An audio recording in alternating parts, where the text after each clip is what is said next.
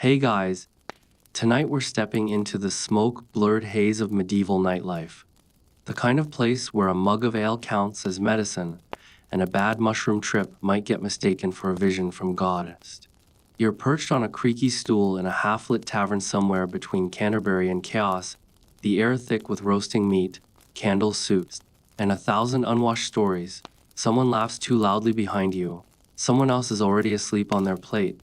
You blink, wondering whether that's steam or a spectral monk gliding through the rafters.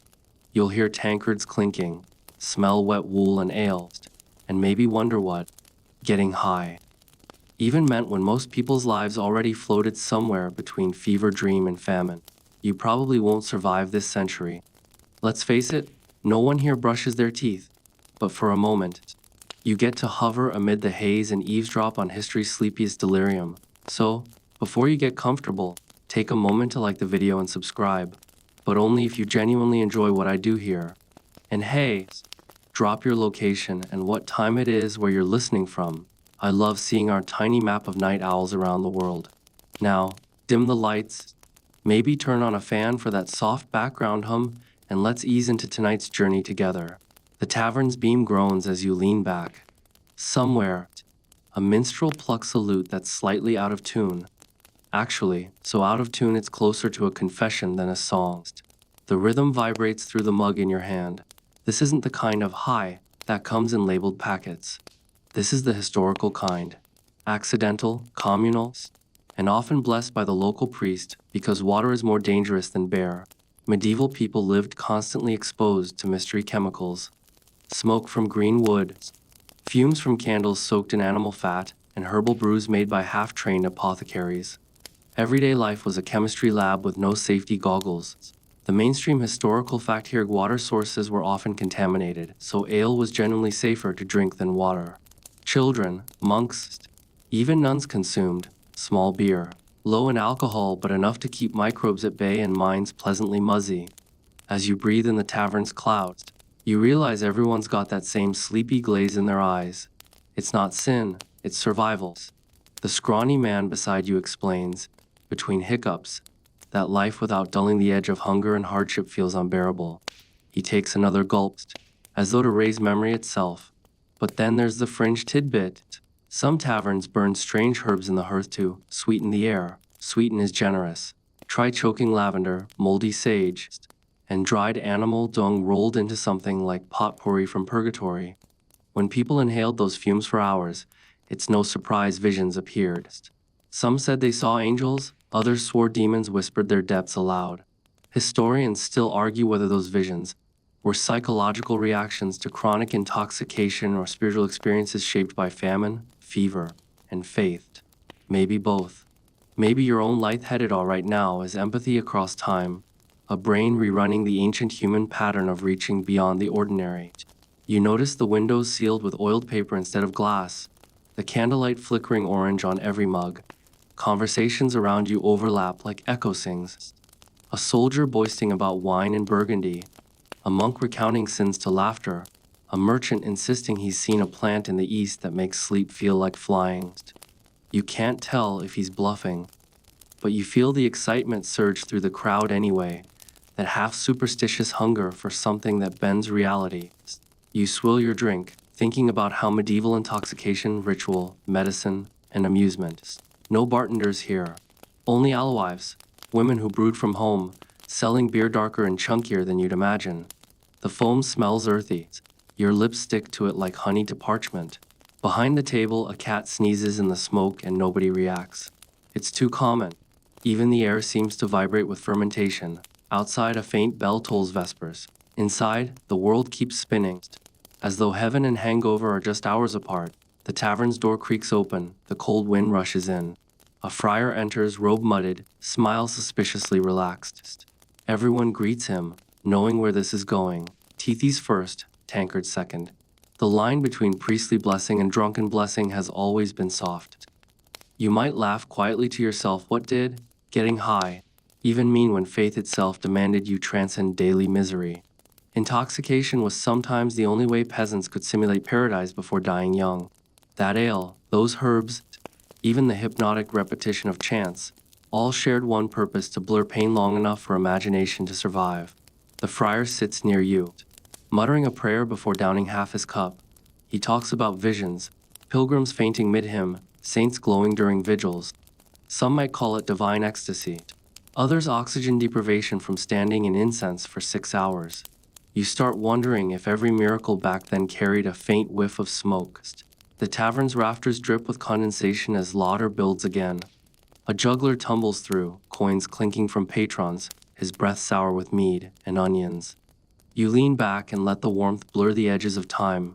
The ceiling seems farther now. Maybe that's just the owl talking, but maybe, somewhere under all this noise, the medieval dream still hums. Outside the night deepens. The streets are slick with rain, but the tavern glows golden, defiant against the cold. You can almost feel your mind mirroring the old pattern: light, heat, crowd, comfort. The earliest human cocktail. This was their version of nightlife. Their tender rebellion against endless toil. They called it simple merriment. You might call it the oldest wellness trend in disguise. As the last note of the lute fades, you realize your body's heavier, breath slower. The hum of conversation turns into a lullaby of low voices and soft laughter. Maybe you'll dream like they did. Strange, beautiful, slightly tipsy dreams stitched together from ale foam and candle smoke. For now, just drift in their glow, letting history's haze wrap gently around you. You wake, if you ever slept, still half floating in that mellow medieval fogs. The tavern shutters creak open to a pale morning. The first thing you notice is steam rising from clay cups. Everyone's drinking beer. For breakfast. You blink once, twice, but yes. Each villager cradles a frothy mug like it's porridge. Before coffee conquered Europe, this was how mornings began: ale first, prayers later. The brew isn't the tavern's heavy stuff from last night, it's small beer. Thin, faintly sweet, just strong enough to keep waterborne diseases at bay. That's your mainstream fact for this stretch of history. Medieval people quite literally started the day a little buzzed because fermented drinks were safer than water. Monks brewed it for abbots and peasants alike. Even children got their own weaker versions, the barely bare, of babyhood. You can imagine toddlers burping yeast on their way to church. Outside, the village beats to its slow rhythm: a wheel creaks, roosters argue, bread crusts blacken in ovens built from old stone. You step past a cart and find the brewer, a stout woman with ash in her hair and arms like barn doors. She works the mash tun, half prayer, half sweat. It smells faintly of bread gone wild. She peers at you as if to say, "Well, are you helping or just staring, stranger?" When she stirs, steam envelops her face. She hums a tune older than memory itself, a song meant to keep bubbles rising evenly. Superstition and science blurred beautifully here. She drops a sprig of something green, bog myrtle maybe, for luck and flavor. Historians still argue whether these herbal additives were practical preservatives or the medieval version of craft beer flair. Either way, they gave ale that earthy tingle you wouldn't mistake for anything modern. You try a sip straight from the vat. It's warm, flat, but oddly soothing, like liquid bread with a hint of mousse. A few farmers stumble in, tankards already in hand. One jokes that the stronger stuff comes after God's work. You watch them drink before hammering plows, eyes bright, cheeks flushed. They're not drunk, not exactly, just conditioned. Their world runs on carbs and mild alcohol, the ghost of yeast thrumming through every movement. Over by the door sits a group of travelers trading tricks about avoiding hangovers. Eat onions first. One mumbles. Another claims you must whisper thanks to St. Arnold, the patron saint of brewers. The air smells of barley and gossip. You lean into the chatter, taking it all in, the subtle glow of slightly inebriated optimism. Now here's your quirky fringe tidbit. Some monks spiced their morning ale with ground ivy or even opium poppy residue. Not enough to launch you skyward, but enough to make prayers feel unusually rhythmic. Think of it as the medieval lat with extra spirit and no barista to judge you. For many, light intoxication blurred seamlessly into devotion. The repetition of chants, the flicker of candles, the faint hum in their ears, all synchronized in that shared stupor. You wander back to the street, watching a baker haul fresh loaves from his oven. He nods you in, slices one open, and pours a bit of small bear onto the crust to soften it. That was breakfasting bread. Ale, maybe cheese if fortune smiled. You chew while he tells you about a noble's kitchen rumor.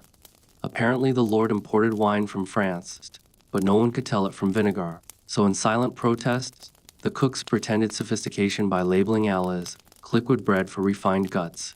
You both laugh softly. The baker's apprentice points out a jug filled with yesterday's leftover brew. We'll boil it into syrup, he says proudly. Reduced ale turned into a thick sweetener used for sauces, sort of the medieval maple syrup. If maple trees had been swapped for patient yeast, the road outside teems with life now. Chickens dart between carts. A miller shouts about his wheel jamming again, blaming the local alewife's brew for distracting his workers. In the distance, church bells call the faithful, and somehow everyone answers the tolls while still half buzzed. Faith paired comfortably with fermentation.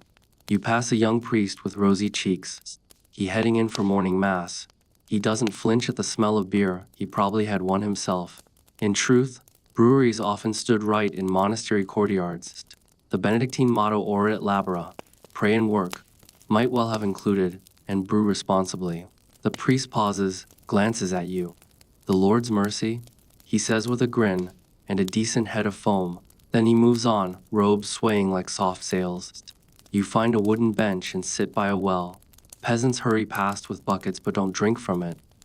The water's clear but suspicious. You notice the slime on its edges and wonder how anyone survived long enough to realize fermented gruel was safer. The genius of brewing was an invention. It was necessity turned ritual. And yet beneath that daily routine lurked a quiet luxury, the gentle float between hunger and happiness. That small warmth in the belly made mornings lighter. The medieval mind didn't call it getting high. It was simply feeling right. You can almost taste that balance. Half nourishment, half numbness, seeping into their days like dawn through fog. Still, not everyone approved. Some records hint at preachers complaining about lazy mornings, describing ale drinking as the devil's breakfast. Others thought fermented drinks kept people obedient, content with their lot, as one smug chronicler phrased it. So maybe it wasn't rebellion or pleasure, but quiet resignation given a sweet flavor. As noon nears, the air fills with hammer blows and laughter from the forge. The blacksmith drinks from a jug while shaping red-hot metal. Sparks leap, ale sloshes, life continues. You realize this mild intoxication defines the rhythm of an entire civilization. They lived halfway between sober toil and gentle blur, the perfect zone for long endurance. Before you know it, another cup slides into your hand. Unasked, automatic, communal. The brewer winks from across the yard. You raise the cup, and for a fleeting second, you share an ancient toast whispered between survival and delight. Health through heat, mercy through malt. The taste is bitter, soft, entirely human. You exhale and feel centuries fold around you like warm bread rising. Steady, alive, and a little tipsy before noon. The road curls downhill now, away from the yeasty perfumes of breakfast beer, and toward a meadow where sun hits the grass like poured honey. You hear bees long before you see them. Their hum fills the warm air, patient and unbothered. Tiny drunkards weaving between wildflowers. You're walking toward the hive's wealth, toward something as old as storytelling itself, Mead. The word alone feels drowsy, sweet, slow, ancient. A group of monks tends hives near a low stone wall. Their robes make them look like solemn, pollen-dusted ghosts. One nods you over, holding a jar of golden syrup in the sunlight. This, he says, will become God's drink. The mainstream historical facty mead predates most European alcohol traditions and never truly disappeared, though by the Middle Ages it lived mostly in monasteries and rural backwaters. Honey mixed with water and left to ferment. Nature's simplest alchemy. You prise open the jar, and you catch that scent. Floral, a hint of wax, maybe clover. It's the smell of thousands of tiny workers who'll never know they were chemists. A small joke stirs in your mind.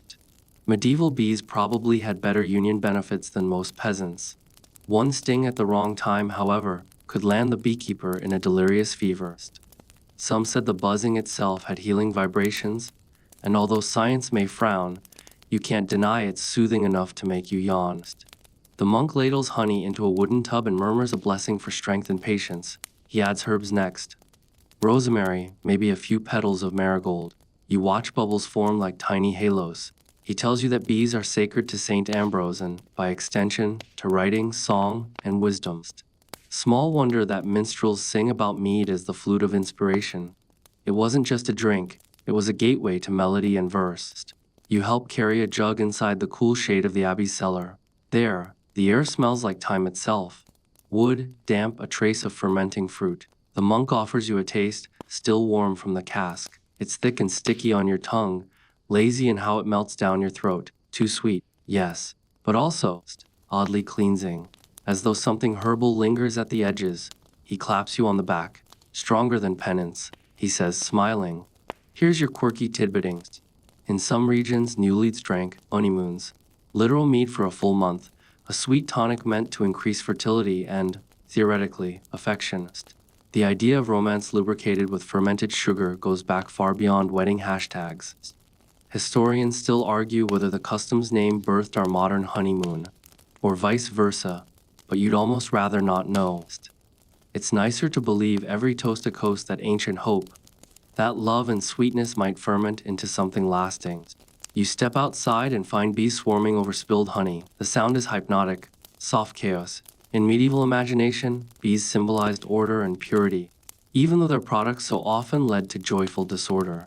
Throughout the day, villagers will visit to trade wax for coins or candles. And once the evening chill returns, the monks will strain the brew again and drink enough to feel halfway divine. You sit near a stump, a wooden cup in your hands, the mead glowing amber in the angled light. You taste it again, slower. The warmth creeps behind your eyes like sunlight filtered through thin skin. You blink and realize the world looks somehow gilded. The grass greener, the sky more forgiving. This isn't escape so much as elevation. Perhaps that's how medieval drinkers justified it, not sinking away from reality, but rising gently above it. From across the meadow, chair practice drifts through open cloister windows, a harmony built on human imperfection. The notes wobble, but so do the bees, and both somehow find their rhythm. The monk beside you confides that sometimes, after enough cups, they forget where the psalms end and laughter begins. He chuckles, scratching his beard.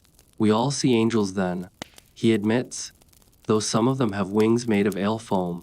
You glance toward the beehives. The bees don't seem bothered by divine intoxication. They just keep working, buzz by buzz, storing sunlight in tangible forms. It hits you that these humble insects were medieval Europe's unsung bartenders, turning blossoms into delirium, structure into surrender. Still, behind every sweetness hides a sting. Peasants couldn't afford honey often. When they did, it was occasion enough to party. Mead became celebration in liquid form, harvest victories, births, truce feasts. Too much, though, and the sweetness turned savage. Chroniclers mention revelers ending nights with bruises or missing boots. One even warns that blessed drink, opens the tongue and unbars the purse, which basically means you spill secrets and overtip. Historians still debate whether regular mead consumption dwindled because sugar imports rose, or because medieval tastes simply changed. Some blame the monks themselves for marketing wine as holier, leaving honey to the everyday folks. But despite decline, mead kept buzzing quietly in backcountry inns, a golden relic never fully extinguished. You press your back against a warm stone wall as the afternoon hum drifts higher. A drunk novice, broom in hand, wanders by singing about bees as winged brewers of joy. It's charming, slightly tragic, entirely human. You laugh, softly, so as not to spook the hive, and feel sleep tugging at the edges of your awareness. The monk notices and hands you a slice of bread spread with fresh honey. For grounding, he says solemnly. The taste lands somewhere between sugar and sunlight. You close your eyes, swallow, and for a heartbeat you're part of the hive. Mind buzzing, body steady, every breath dripping gold. Getting high, medieval style, wasn't always about escaping the body. Sometimes it was exactly this merging with it. Feeling the pulse of the world so vividly that the boundary between you and the bees dissolves into a soft, sticky blur of amber light. The hum of bees fades into something holier, or hollower depending on where you stand. Stone walls rise ahead of an abbey, its high-arched windows glimmering with dusty light. You can already smell what's hiding in the cool dark beneath those arches. Wine. Not the delicate bottled kind from modern shelves, but the thick, tart, holy blood of grapes crushed by bare hands and prayer alike. Monks move in quiet processions, their sandals whispering on cold flagstones. Here wine isn't luxury, it's liturgy. the mainstream fact of this place throughout medieval Europe. Monasteries were the master vintners, the keepers of vineyards stretching across France, Italy, Germany, and beyond. Their wine wasn't just communion's symbolic blood, it was currency, comfort, and cure.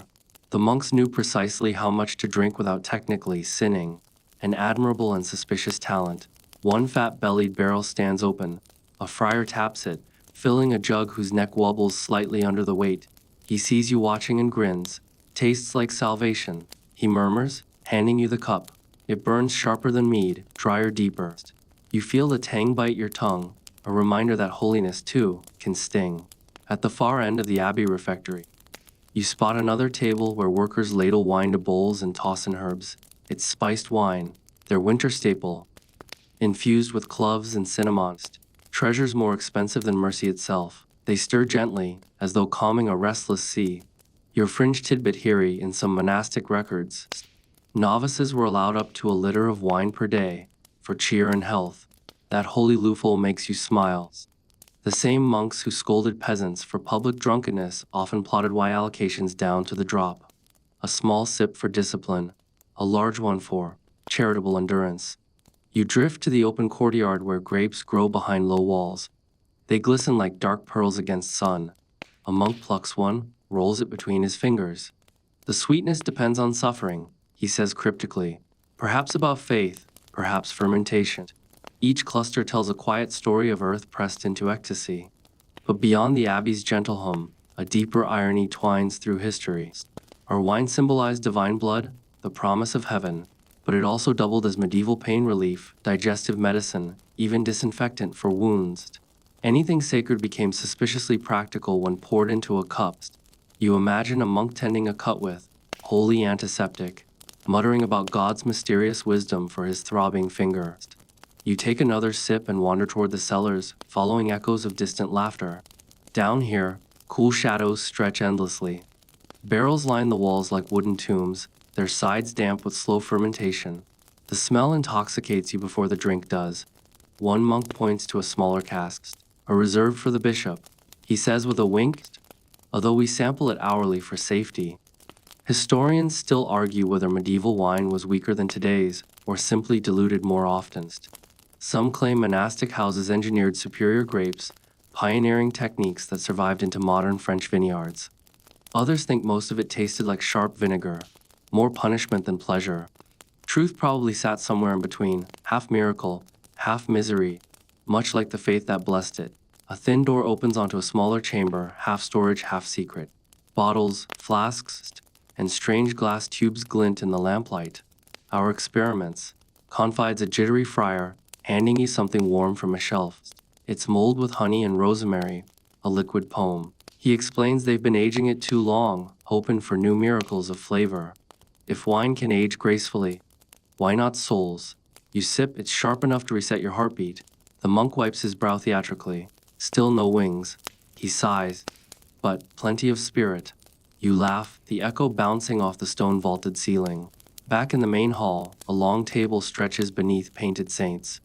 Dinner is imminent. Loaves of bread steam under white cloth, pitchers of wine breathe nearby, exhaling slow vapors. Everyone stands, murmuring a prayer.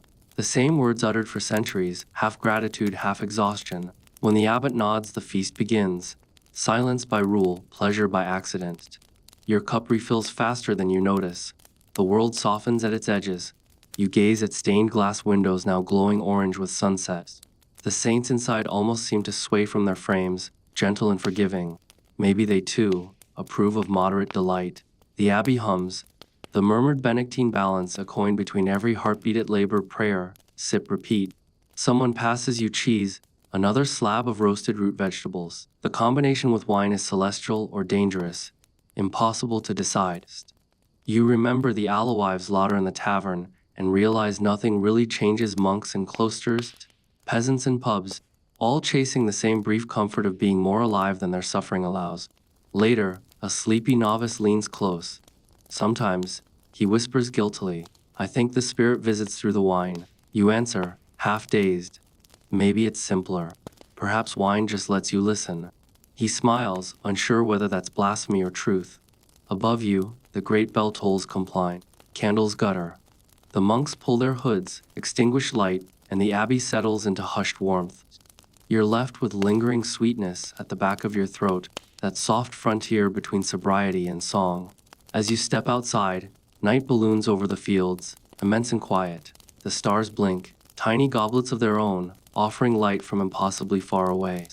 You think you understand now how faith and fermentation blurred so easily, both promised transcendence, both demanded balance. The trick, always, that was knowing when to stop pouring. You leave the abbey's heavy doors behind and follow a winding dirt road where the smell of ferment fades into something earthier. Crushed herbs, wet soil, smoked. Ahead, a small cottage leans under the weight of ivy, almost camouflaged in green. There's no sign outside, but everyone in town knows who lives here: the herbalist. The one who cures your aches, brews your dreams, and occasionally gets accused of witchcraft on slow Sundays. Inside, it's both laboratory and lair. Jars line the shelves, packed with leaves, roots, berries, and powders of colors too stubborn to name. The air feels heavy, not unpleasant, just potent. Like you've walked into a dry thunderstorm steeped in rosemary. The woman herself is small, sharp-eyed, with streaks of gray cutting through her hair like streaks of lightning. She doesn't grate you, she just gestures toward a stool. She's already grinding something in a mortar. Mint sage, and what looks suspiciously like opium poppy seed. The rhythmic thud of pestle and stone creates a trance all its own. She adds wine to the mix, and the aroma blooms sour-sweet. Mainstream historical fact. In the Middle Ages, herbs were both medicine and magic. Apothecaries recorded recipes to treat everything from toothaches to melancholy using garden plants. Some lightly hallucinogenic by accident or design. Sit, she says finally, in a tone halfway between invitation and command.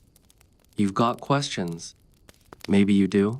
Or maybe you're just chasing the next sensation on this medieval high. She passes you a bowl filled with dark green liquid. It smells like old rain and iron. Burdock, valerian, a touch of henbane, she mutters.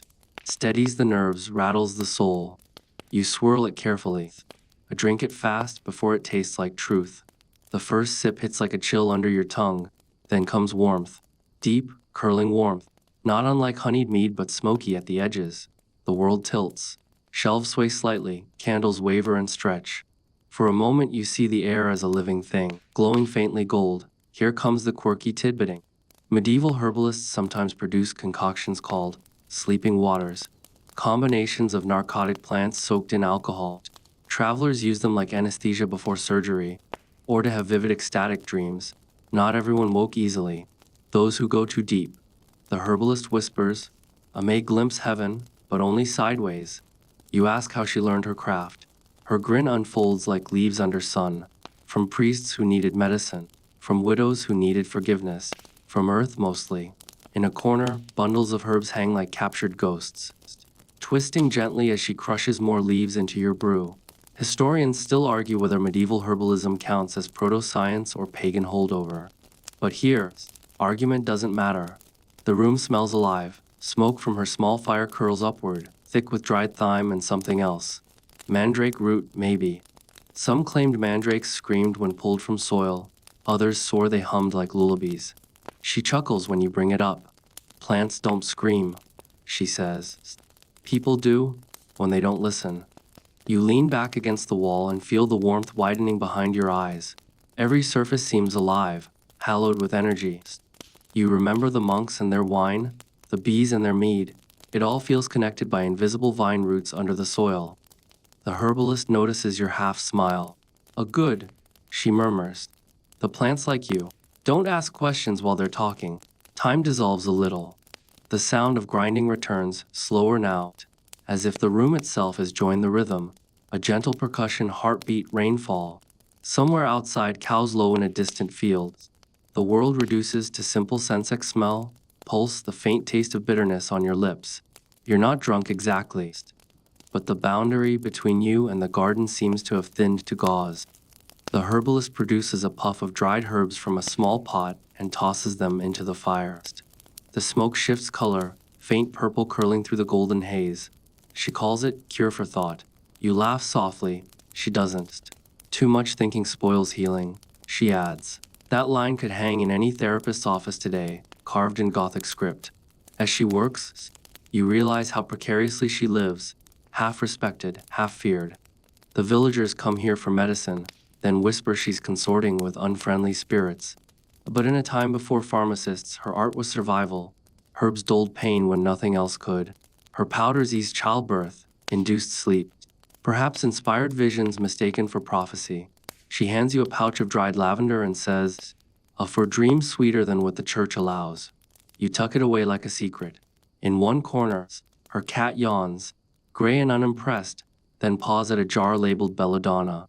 You wonder if the cat's seen more people stumble out glowing or pale. The herbalist catches your gaze and says slyly, "Don't worry, he only drinks rainwater. Mostly." The room hums faintly now, as though the bees of the Mead meadow have somehow followed you.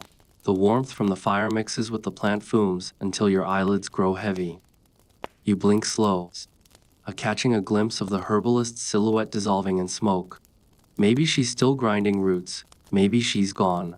When you stand to leave, the air outside hits like cold clarity. Your head feels twice as light, twice as far from ordinary thought. The stars are already out, scattered like crushed herbs across the sky. You understand why people feared these healers. They held the power to press pause on pain, and maybe to unlock minds too far. As you walk away, the lavender touch warms slightly in your hand. Or maybe it's just imagination lingering. Either way, the scent follows you, sleepy and sweet. You wonder how many medieval souls drifted through nights exactly like this, half in trance, half in trust, believing their teacup could tilt the world. The road grows softer underfoot as you leave the herbalist's cottage behind. Night presses close but kind, brushing you in cool air that smells faintly of moss and wood smoke. Owls mutter overhead. You follow a narrow path leading into the forest, drawn by whispering stories about mushrooms that make prayers move and bones dance. If the tavern was the body's intoxication, and the Abbey the soul's, the deep woods are where both come to terms with imagination. The ground is spongy from yesterday's rain, scattered with fallen leaves slick as coins. You point your lantern downward. Its flame quivers on clusters of mushrooms, pale as moonlight. Some look ordinary, others shimmer faintly, as if whispering secret jokes. You kneel and trace a ring of them curling in an almost perfect circle. The fringe term is fairy ring, though peasants might call it the devil's dinner table. The mainstream fact: these rings form naturally as certain fungi spread outward each year, leaving a hollow of denser growth that medieval eyes saw as proof of otherworldly footprints. You can't blame them. In the dim candle of superstition, everything magical looked guilty.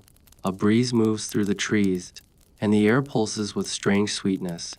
Rotting leaves mixed with something sharper, fungal. Historians still argue whether early peasants used mushrooms purposefully as hallucinogens, or just stumbled into enlightenment by accident. Some records describe ecstatic rituals after mushroom-filled stews, others mention devil's sickness, visions, tremors, laughter that lasted for hours. You crouch closer, careful not to touch. The villagers say that anyone who steps into a fairy ring might dance until dawn or never return at all. Those sound like side effects when you think about it scientifically. Erratic heartbeat, dizziness, euphoria. Of course, that's the dull explanation. The better one is that fairies love parties, especially unattended ones. You hear soft footsteps. Not fairies. Not yet. Just a shepherd passing with his staff and a cautious glance. "Walk careful, friend," he warns, pointing at the glowing mushrooms. "They bite dreams." He keeps going, muttering a prayer. You half smile, half wonder if he's right. You light a second lantern and hang it low so shadows twist differently, and for an absurd second, it seems like tiny faces peer from the stems. You blink, shake your head, laugh quietly. 3 jokes per 1,000 words, right? So here's one. Medieval folks didn't need Netflix. They had mushrooms that made trees do the acting. You sit on a fallen log and recall the herbalist's smoky hut. Some of her ingredients, henbane, belladonna, triggered hallucinations not unlike those mushrooms promised. It's as though the entire medieval landscape was conspiring to blur the edge between medical dose and mystical exploration. Maybe getting high wasn't rebellion, maybe it was geography. The forest deepens with darkness. Crickets pulse like slow drums. Above, clouds part to spill silver light onto the clearing, transforming the mushroom circle into a halo on the ground. It feels wrong to call it coincidence. You catch yourself murmuring the beginnings of a prayer, partly habit, partly gratitude for still knowing which way up is. A rustle interrupts. The shepherd again, now leading someone else. A young woman with wild eyes and a crown of ferns. She carries a basket of mushrooms like trophies.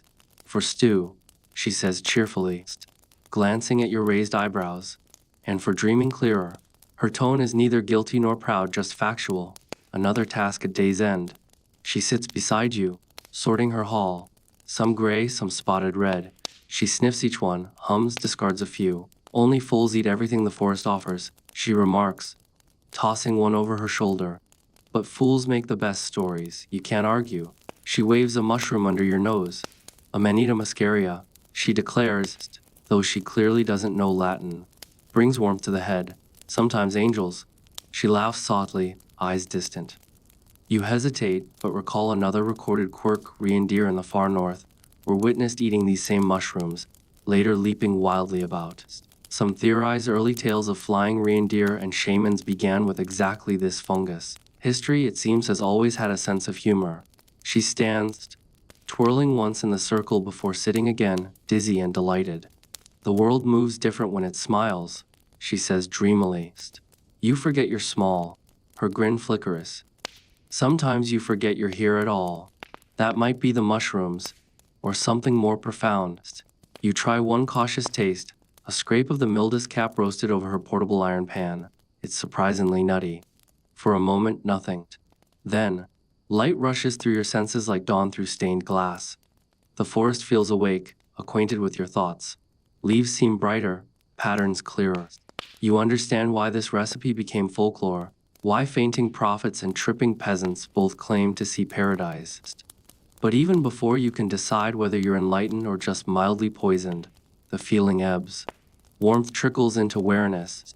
The young woman hums an aimless tune, eyes half shut. You follow her gaze upward to the trembling stars. She sighs. The sky's breathing tonight. A tiny owl calls, the lone percussion of this nocturnal ceremony. You wonder how many stories of witches flying, saints glowing, or fairies kidnapping farmers started exactly like this, under some canopy of harmless transgression, halfway between hunger and honesty. Historians still argue whether medieval visionaries like Hildegard of Bingen encountered divine revelation or mild ergot poisoning. Either way, both produced art worth remembering. Maybe the secret to medieval transcendence wasn't deliberate rebellion, but accidental openness. The willingness to interpret chemical reaction as cosmic invitation.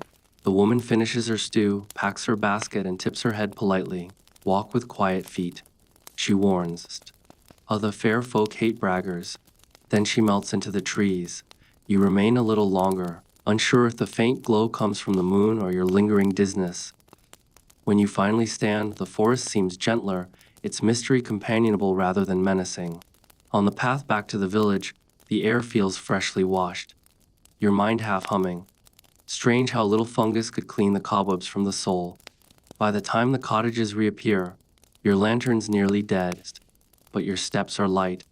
You've learned something vital. Even in the dark ages, people weren't just surviving. They were experimenting with wonder, one mushroom at a time. By the time you reach the outskirts of town again, dawn threads the sky with pale blue.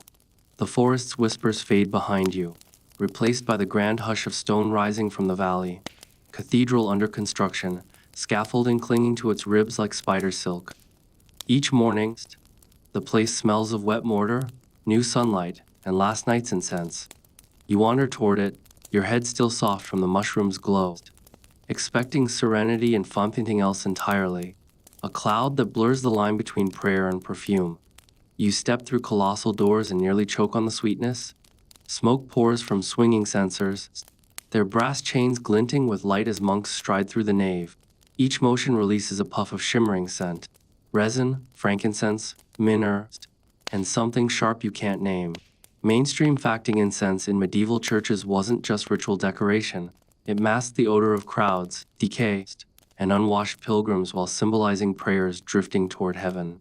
The air feels thick enough to drink. Sunbeams enter through stained glass, cutting the haze into columns of color. Dust motes float like lazy souls. Around you, worshippers kneel, cough, and sigh, as though holiness requires hyperventilation. You join them, mostly for the sensory theater of it. After all, nothing elevates a crowd like shared dizziness. A priest swings his censer closer, and you nearly reel from the hit. The fragrance prickles your nose, makes your pulse stumble. Lightheadedness edges into dreams. Historians still argue whether people fainted during early Mass out of divine fervor or simple suffocation. Either way, it worked. A good feint proved devotion almost as well as teeths. You kneel among villagers, women clutching candles, old men whispering confessions, and children tracing invisible circles in the air. The organ wheezes like a tired dragon. Chanting rises and falls, layered like waves. You start listening for rhythm instead of meaning. Each breath feels thicker, incense coaling in your lungs like silk. You realize it's doing what centuries of sermons aimed for, quieting the riot of thought until only presence remains. Someone beside you starts giggling. Quietly, but enough to ripple the solemnity. A monk shoots him a glare that could curdle milk. The culprit sways, eyes half closed, his laughter slipping into a sigh. Maybe he's overcome by spirit, maybe he's simply high on sacred fumes.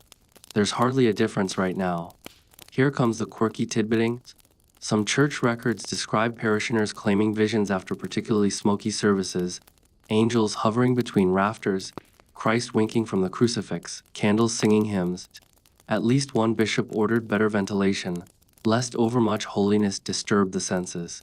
That's medieval bureaucracy for, we're gassing our flock. You rest your chin on your hands, watching the dance of smoke unfurl near the altar. The priest's voice weaves scripture through vapor, each syllable slow and deliberate. You imagine how this must look from outside, from a cold world of hunger and mud. Inside, warmth glows golden. Outside, winter chews through bone. For a few moments, this choke of incense is paradise on installment plan. The chanting slows, morphs into low hum. You imagine bees again. The monks are just larger, better robed versions, moving rhythmically around their hive of faith. Every puff of smoke another communication, every candle flame an instinctive signal. Faith, like fermentation of fungi, is just another form of transformation. You try breathing normally, but each inhale deepens the world's edges. The stained glass saints shimmer, their eyes bright. You could swear the Virgin's robe flutters slightly in the drafts. Whether miracle, migraine, or mild carbon monoxide poisoning, it's working. Time stretches then. You think of medieval doctors using inhaled herbs for everything from coughs to melancholy. Medicine, prayer, both involve breathing and hope. Still half lost in your daze, you can't shake the idea that this cathedral is one vast lung, the heart of medieval Europe, inhaling through every believer who kneels here. A boy passes you a sprig of fresh rosemary from his belt pouch, whispering, "Smell this when you feel dizzy. Keeps demons out." You grin, grateful for the countryside wisdom. The rosemary cuts through the resin sweetness like clarity returning after confession. When the bells boom for the Eucharist, the congregation stands in sync. The moment is magnificent. So much architecture, light, smoke, and music synchronized into something beyond logic. Faith engineered sensory overwhelm centuries before concert lighting ever did. The chair's voices climb until even the doves in the rafters seem to join in. Then silence, thick, absolute. The incense lingers, drifting slowly upward through the towering space. Watching it, you feel an odd calm. That's the thing about old churches, they prove that intoxication doesn't always come in cups. Sometimes it's carried on smoke, disguised as sanctity. Outside again, the morning feels too sharp, like cold water after sweet syrup. The street smells of bread baking and last night's refuse. You take a long breath, unfiltered, and almost miss the cathedral's heavy perfume. Almost. The faint scent clings to your hair, your clothes, your pulse. As you walk away, you glance back once and see a final plume escape through a high window. For a moment it looks alive, twisting into a shape too detailed for chance. A wing, maybe. Or just your imagination still smoldering. Either way, you smile. The Middle Ages didn't need designer drugs. They had God, incense, and a tolerance for light-heated faith that could knock anyone senseless. You drift from the cathedral's lingering haze, still light-headed, following the smell of something even more curious. Burnt honey, scorched metal, and what can only be described as expensive panics. Down the alley behind the church lies a small stone workshop, its door cracked just enough for light to spill through. The sign above is a crudely painted triangle inside a circle.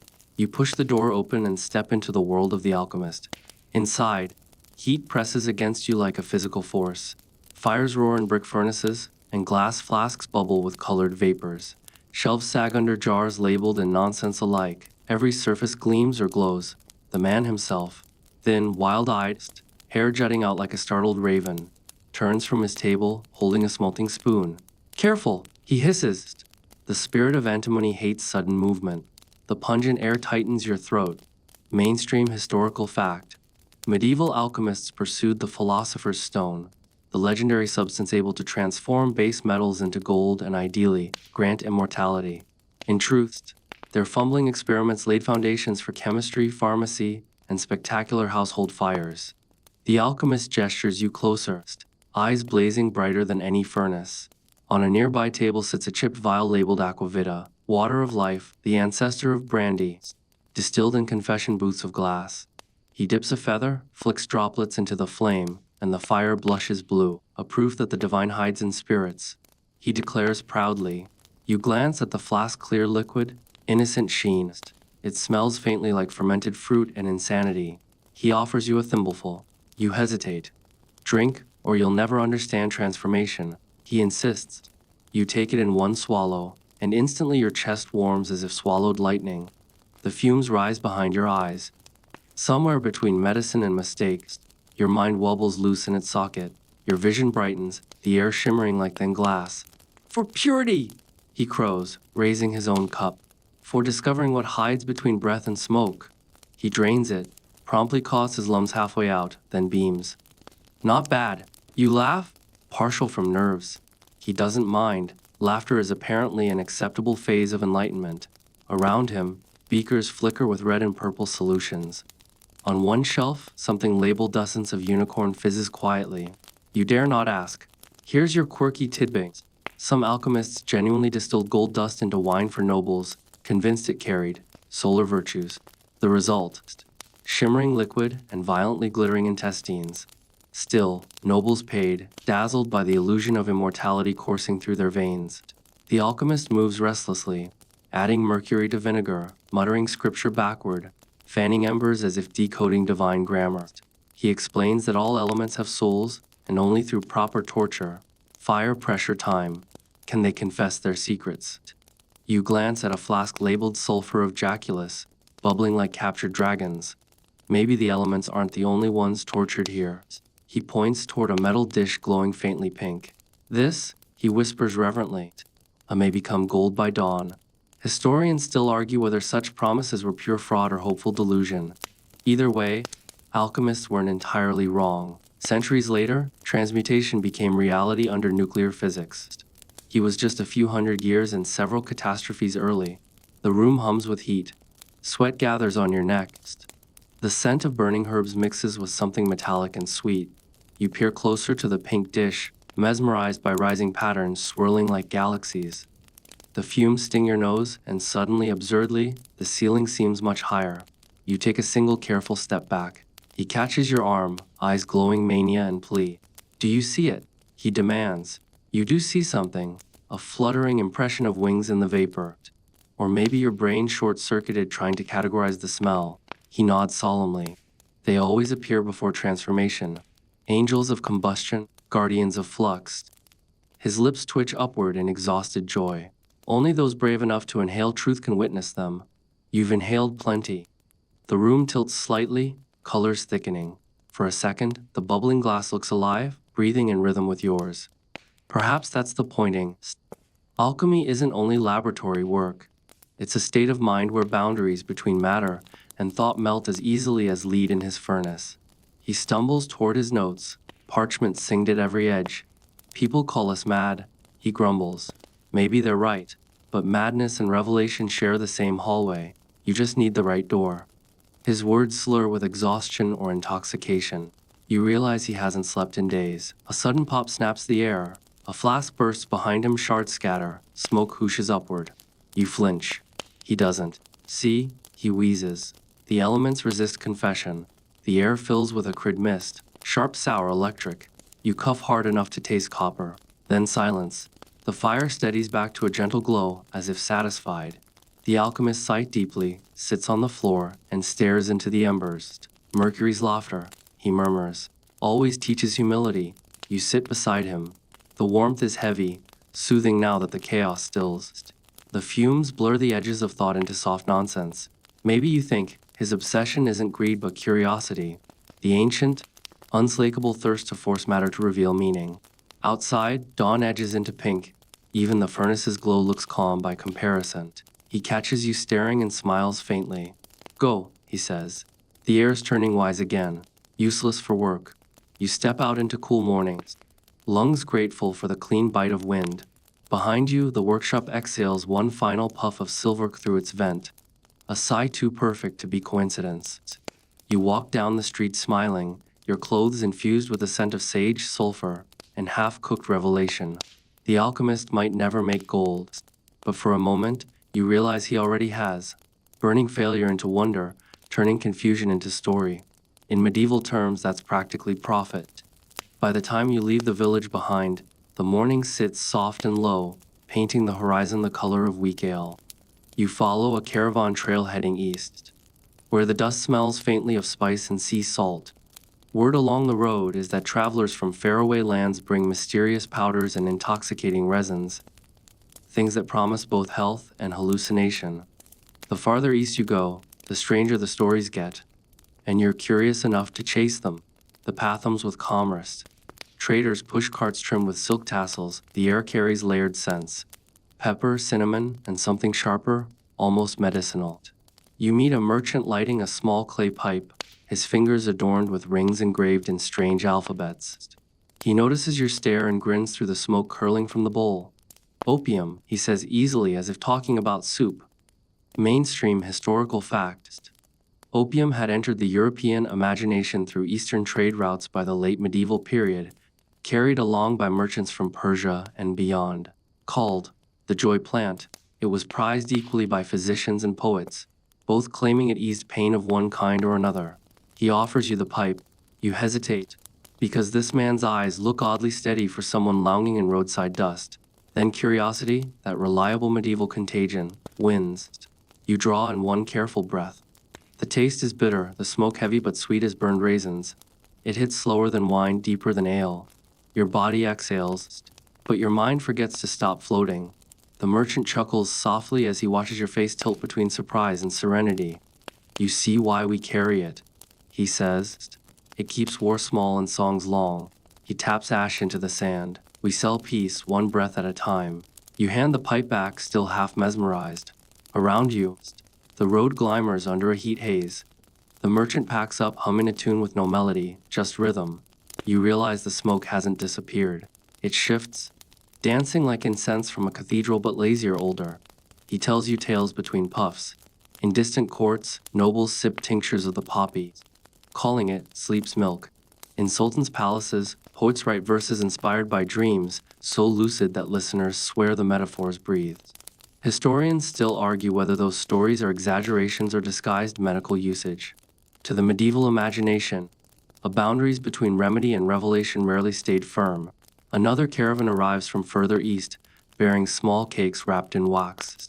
The merchant exchanges coins and receives one square like dark amber. He breaks it neatly, presses half into your palm. Chew, not swallow, he warns. The world should slow, not vanish. You do as told.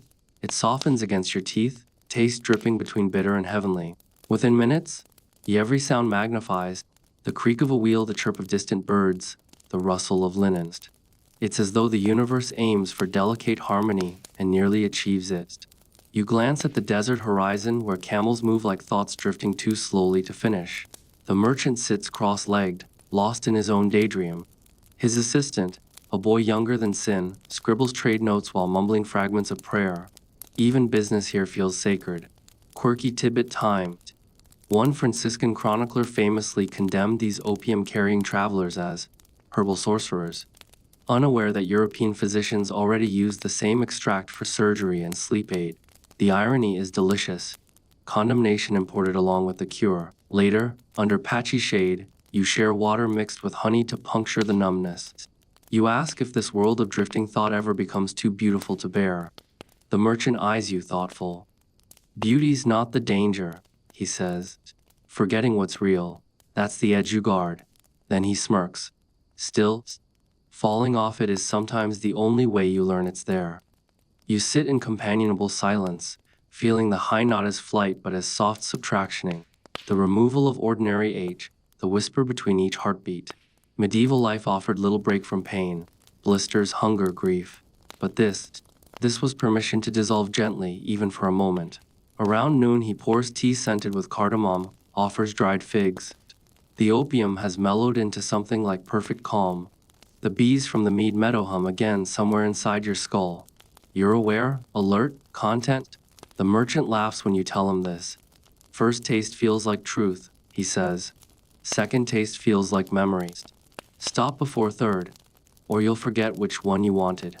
Historians still debate the exact timeline of opium's spread westward, but the effects remain impossible to date. It's the kind of intoxication that crosses borders more easily than caravans. Late medieval doctors mixed it into laudanums. Storytellers mixed it into allegory. Maybe today's haze is their old experiment repeating through you. As the merchant packs his last coals, you notice how the light hits the road. Each shimmer a mirage twisting into beauty, then fading. This, you realize, is the medieval version of mindfulness, a cultivated trance in which the body stays still enough to finally feel alive. When the caravan rolls on, you follow for a time. The smell of resin trailing like ghost rhythm. Above, dust motes glitter in golden air. Your limbs feel weightless, as if medieval gravity itself decided to offer courtesy. By evening, distant bells call from another town, echoing faintly across the trade hills.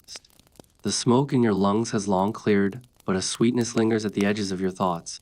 Half memory, half miracle. Maybe that's what the travelers meant by peace, not absence of pain, but slow music wrapping around it. As stars blink awake, you linger by the roadside alone now, a breathing dust and spice, equal parts history and hallucination. The night seems to smile. You find yourself grinning back, because honestly, when the world smells like sleep and cinnamon, how could you not?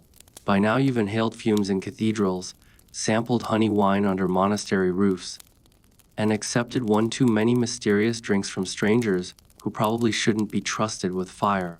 So it feels strange, pleasantly anticlimactic, to find yourself in the middle of an ordinary medieval feast.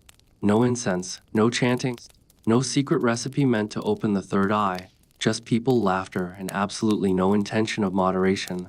It's early evening, that glowing hour when torches flicker against wooden beams, casting soft orange halos across faces.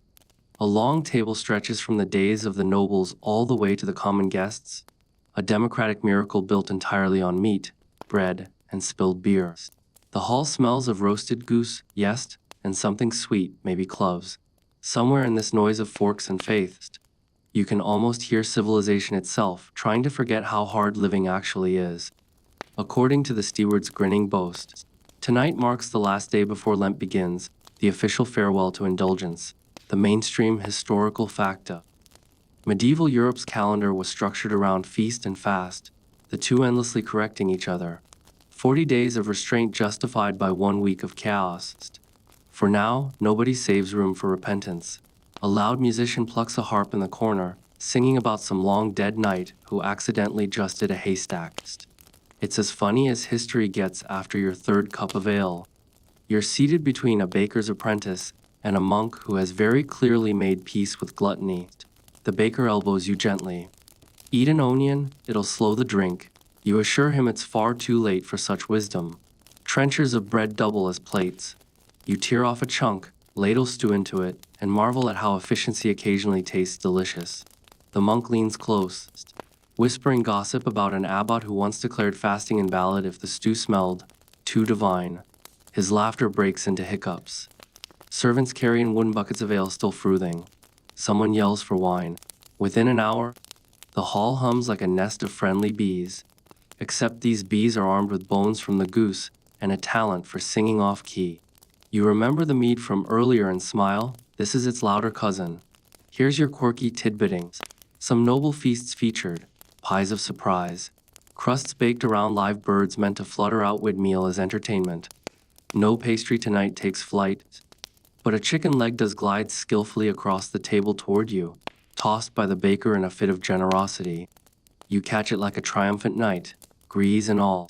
Historians still argue whether these celebrations were genuine communions of class or just socially sanctioned spectacle. Maybe both. The wealthy could display abundance, the poor could forget scarcity. For one evening, everyone performed joy convincingly enough to almost believe it. By the time dessert appears, sweet fritters dusted with sugar, you've abandoned all concept of pacing. A jug of something stronger sits nearby, distilled brandy. Thin and fiery, a newcomer imported from monastic experiments very much like your alchemist friends. Its nickname around town Aquardens, burning water. You take a cautious sip, it justifies the name and temporarily reorders your soul. The monk beside you toasts, eyes glimmering. To balance, my friend. Without feasting, how would fasting mean anything? The logic hits somewhere between philosophy and hangover excuse. You nod solemnly and drink anyway. Later in the evening, a group of women begins singing bawdy verses about St. Lawrence, patron of cooks, who was famously grilled alive but here apparently conquers barbecue heaven. The crowd howls, jesters tumble, dogs scavenge underfoot. Wine stains the floor in abstract art. This is chaos turned communal, the medieval version of therapy. Dance till the guilt shows up tomorrow. As the laughter rises, the steward reminds everyone that Lent starts at dawn. Nobody listens. A few peasants cross themselves reflexively before diving back into another platter of sweets. The monk staggers to his feet, hiccuping through a blessing that ends with, "And please forgive us ahead of time." The windows fog with heat from so many bodies. You wipe a small patch clear, see outside the quiet snow beginning to fall, soft flakes swirling under torchlight. The contrast is surreal inside, roaring vitality. Outside, silent purity. Maybe this constant oscillation defined medieval morality. Party hard, repent harder. Someone slams a jug beside you, sloshing half its contents onto your sleeve. You laugh, tug your cloak around you, deciding not to worry about tomorrow. For this night, you've joined their timeless ritual of eating like kings and waking like sinners. Toward midnight, the fires dim. Sleepier laughter replaces rowdy shouts. People slouch where they sit half dreaming. The smell of cider and roasted apples lingers. You close your eyes, not out of piety but because warmth and wareness conspire. In this haze, you almost hear the faint echo of the alchemist's laughing smoke, the herbalist's whispered potion recipes, the monk's cautious cheer, threads pulling through each form of medieval intoxication. It all circles back here, in the feast hall where body and soul find their temporary truce. When the steward finally rings the small brass bell signaling the feast's end, no one moves immediately. You open your eyes to see faces relaxed, blinking as if waking from gentle enchantment. That's the secret? You realize drunkenness is just their way of meeting sleep halfway. You stagger toward the door with the others, feeling the cold air slap you sober. Behind, the feast fades into sighs and snores. Ahead, the empty street glows faintly under moonlight, and somewhere a church bell tolls the first hour of Lent. You don't mind. The memory of warmth clings to you like perfume, proof that sometimes the highest point of getting high is just remembering pleasure before repentance. The snow from the feast night has not yet melted. The ground glitters with thin frost when you awake. The taste of last night's aqua ardens lingers like both blessing and punishment. Your head hums faintly, but gratitude outweighs regret. Barely. Are you tighten your cloak and wander along the village street, expecting silence. Instead you hear coughing, clinking glass, and the murmur of scholarly debating from the apothecary's windows. Curiosity tugs you closer. Inside, the room gleams with brass tools and copper pots bubbling gently. Glass flasks shaped like teardrops glimmer on high shelves. It smells like rosemary, garlic, and faint panic. A physician stands hunched over his workbench, lips pursed in frustration. The potion thickens, he mutters. But will it heal, or reveal? You greet him softly and he nods absently, clearly fighting both sleep and sanity. I'm preparing philosopher's wine, he explains. A noble tonic said to restore strength and brighten the mind. Mainstream historical factist. A medieval physicians often infused wine with herbs, minerals, or even gold leaf, convinced that divine metals transferred their virtues to human flesh. They dosed patients and themselves liberally. He swirls the crimson drink in a crystal flask, then frowns. Too cloudy? He mumbles. Into it?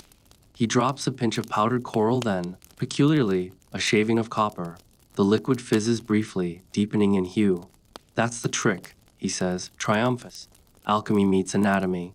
You resist the urge to duck. He pours 2 cups. The color gorgeous, the promise questionable. We call it vinum philosophorum, he says grandly, but between us, it just means expensive hangover. He lifts his own cup in salute. You sip carefully. The flavor is rich and spicy, faintly metallic around the edges, like a wine that tasted ambition itself. A soft dizziness arrives almost immediately. Calm but insistent.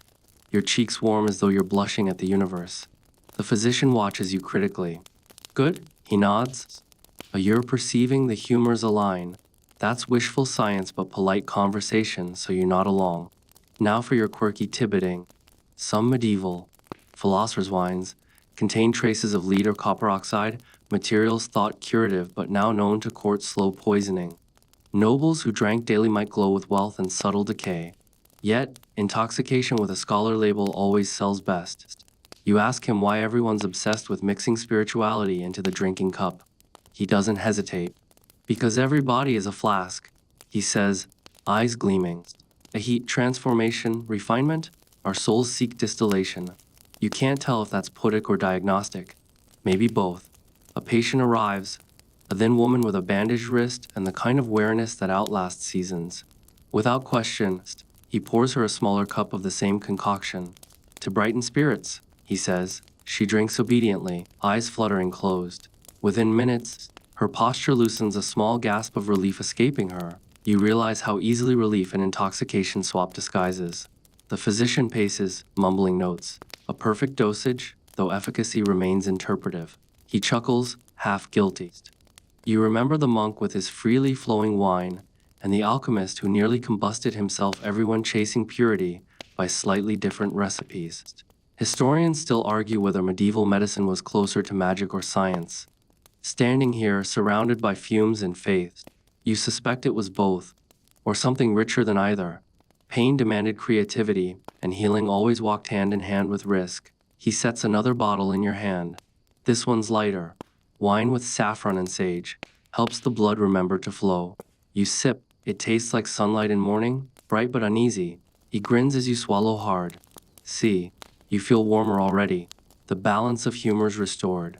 Through the window, the sunlight slants across shelves of herb jars, creating halos around their labels so opium, mandragora, valerian. Every plant, he murmurs, whispers the same truth. Pleasure and poison share a root. He swirls his cup again. A skill is knowing how much faith to pour. Your own pulse slows pleasantly. Maybe the copper and coral are psychosomatic charms, or maybe chemistry has worked another quiet miracle. You start to see the dusty air sparkle, as if someone shook powdered starlight into the afternoon. The physician notices, grinning slyly. You see the shimmer, don't you? That's the world exhaling gratitude. You nod, unwilling to spoil a good illusion. Another sip and your limbs feel lighter, as if your blood hums in a different key. But transformation never lasts. Within moments, your vision wobbles. Gentle at first, then insistent. You steady yourself on the bench. The physician scribbles notes like a gleeful scribe. Observe, he says, a heightened pulse and whitened pupils. Proof of body's dialogue with the divine. You manage a woozy laugh. Dialogue's loud tonight. He pats your shoulder warmly. Ah, the middle step between sickness and salvation. You stand slowly, thanking him for the demonstration. He insists you take a small vial, for emergencies of the soul. You pocket it carefully, not entirely sure whether that's a cure or a dare. Outside, cold air slaps brightness back into you. The village marketplace hums again. People trading candles. Bread, gossip. You feel oddly serene, as though the philosopher's wine rewired you to appreciate mundane beauty. Maybe that's its real alchemy, tricking the mind into gratitude, however temporary. As you walk, the snow glints pink under the declining sun. You catch your reflection in a puddle. Eyes clear, smile softer. The drink's fading warmth echoes in your chest. For once, you understand the physician's ambition to bottle this exact moment and call it medicine. Your pulse steadies as you wander past the apothecary's door. But the smell of his saffron wine still traces the air behind you. The road downhill dips into softer ground, where frost gives way to mud and moss. Evening wraps the landscape again, low clouds pressing close. hiding moonlight. Then you spot a glimmer 3 trunks. Small, flickering, secretive. You follow it, careful not to snap twigs too loudly.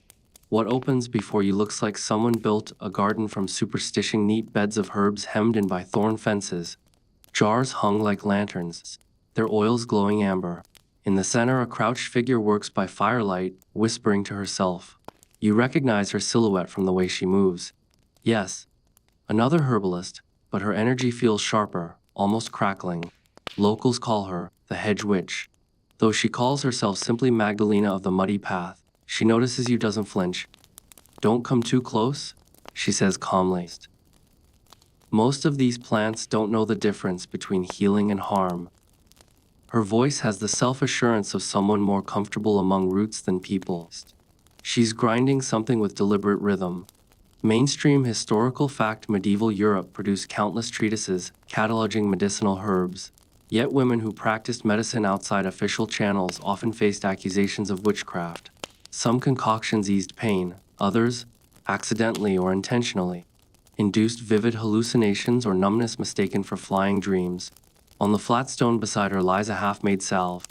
Fat green paste streaked with violet petals. Flying ointment, she says before you can ask, eyes flicking with sly humor. At least that's what the priests call it when they can't explain sudden imagination.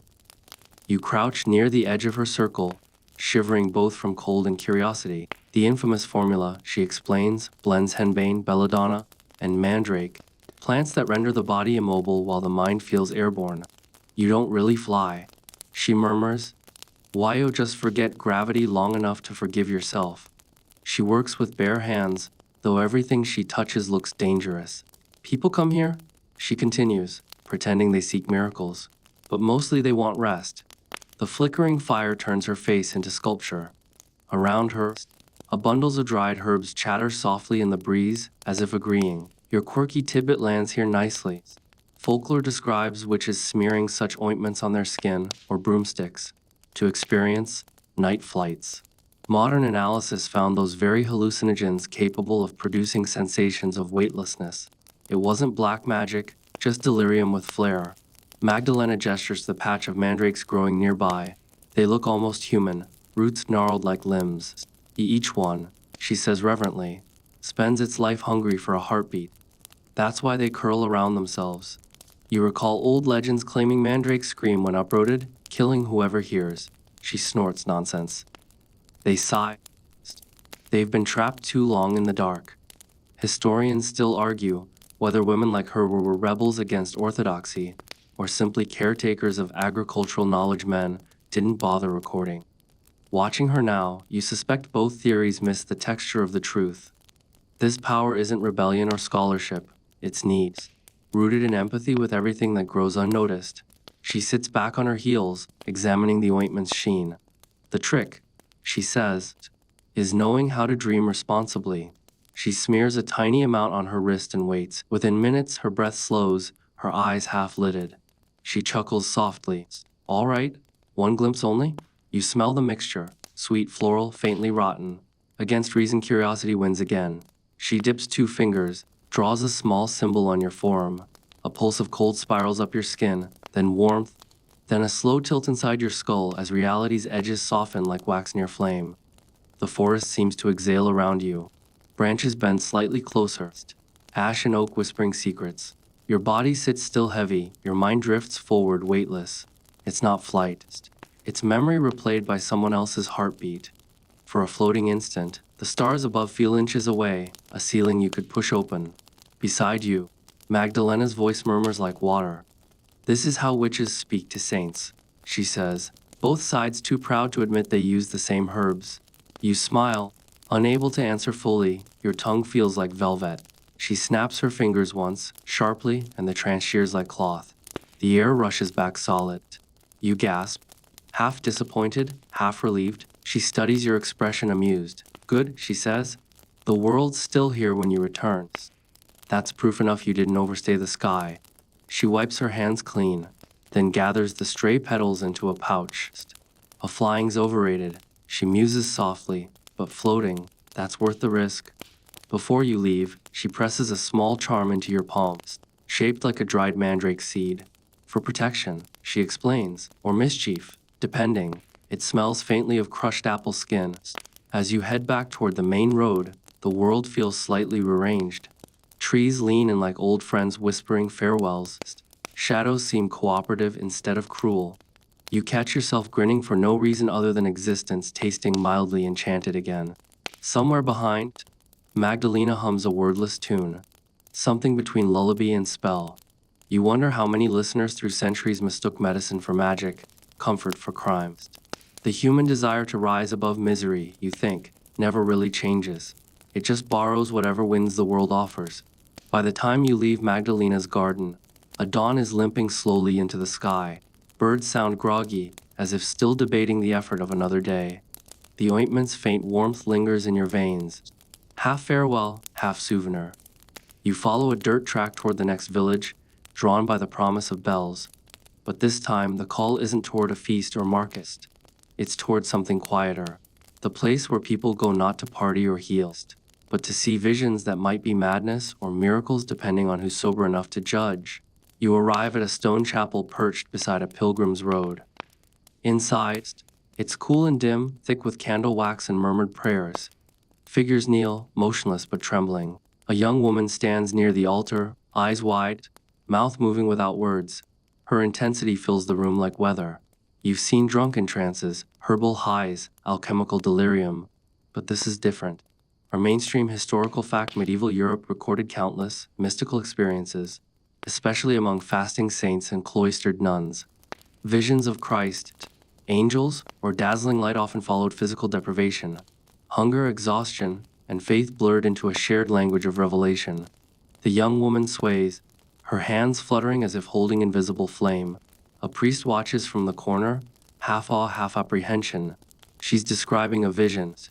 Her voice pitched between sob and song, a garden brighter than any dawn, a scent like roses on fire. Her words stumble into Latin fragments, unlearned but fluent. Some villagers whisper holy. Others cross themselves reflexively. You edge closer, torn between skepticism and empathy. Fasting makes the mind porous. You felt that openness after long hunger on the road. The way the world becomes almost transparent, realism dissolving into something luminous. Maybe sanctity and starvation share the same chemistry. The woman suddenly gasps, collapsing to her knees. Her body shakes, but her face glows with curious serenity.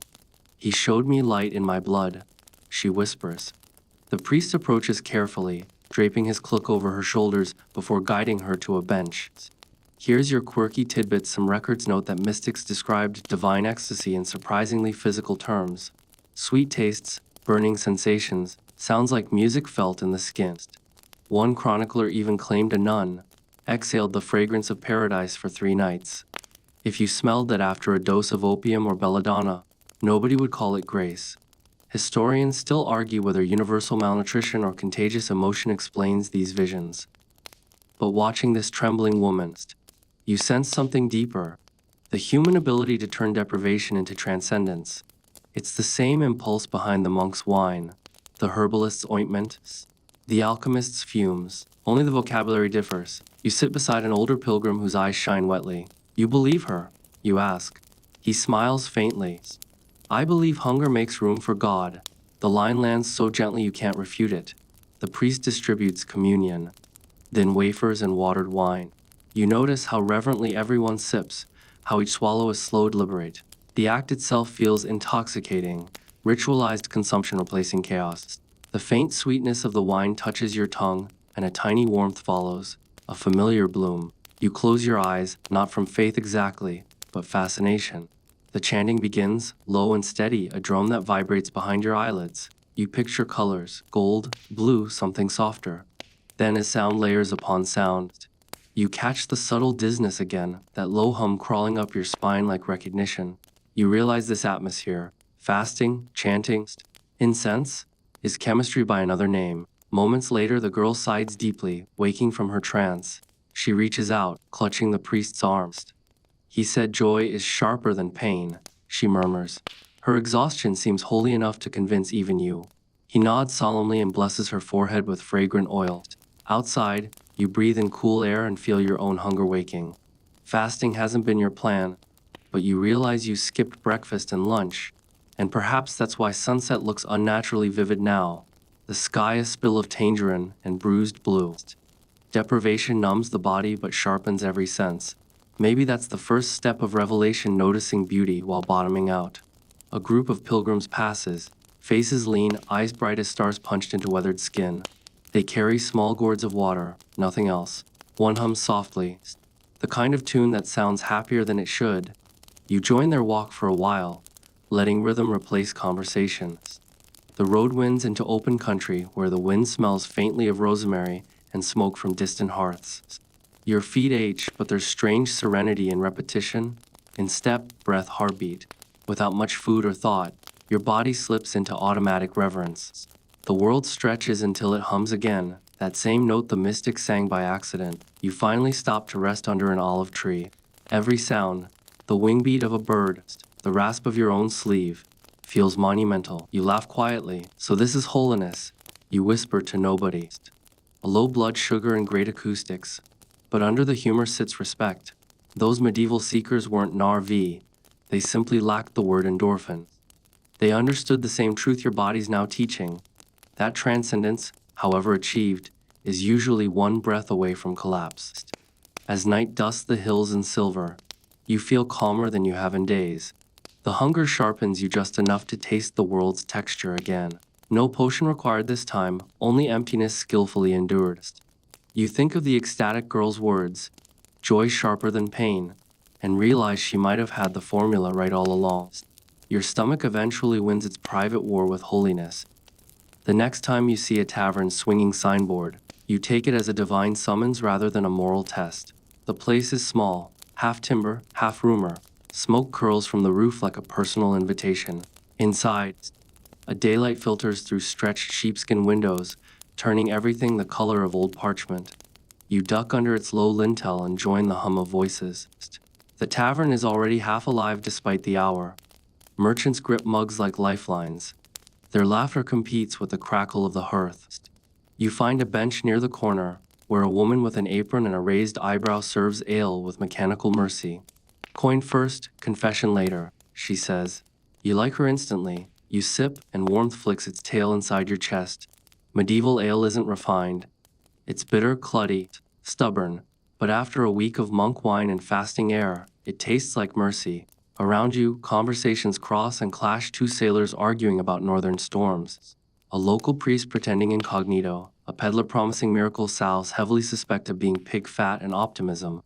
Mainstream historical fact. Taverns were Europe's unofficial forums, where merchants struck deals, balsads bloomed, and sometimes governments began to unravel. Alcohol functioned as both courage and currency. For many townsfolk, these smoky rooms were the parliament of the poor. A man with ruddy cheeks leans toward you. You travel, he asks, clearly eager to tell his own story. Before you reply, he launches into confessions of missed markets, overjured barmaids, and one stolen goose that haunts him like a low-budget ghost. You laugh, he takes that as permission to continue. The tavern laughter ebbs and flows with the ale levels. Each telling grows taller. You listen half amused, half hypnotized by how honesty and exaggeration fuse under the right amount of malt. These aren't sinners. They're storytellers rehearsing for forgiveness. Here's your quirky tidbit. Certain medieval taverns kept penance boards, wooden slates where regular druns carved apologies or jokes after benders. Local clergy sometimes reviewed them like written confessions, forgiving depths of sin alongside unpaid tabs. Holiness outsourced to hangovers, practical theology if ever there was one. You ask the priest at the bar what he thinks of such cheerful irreverence. He smirks.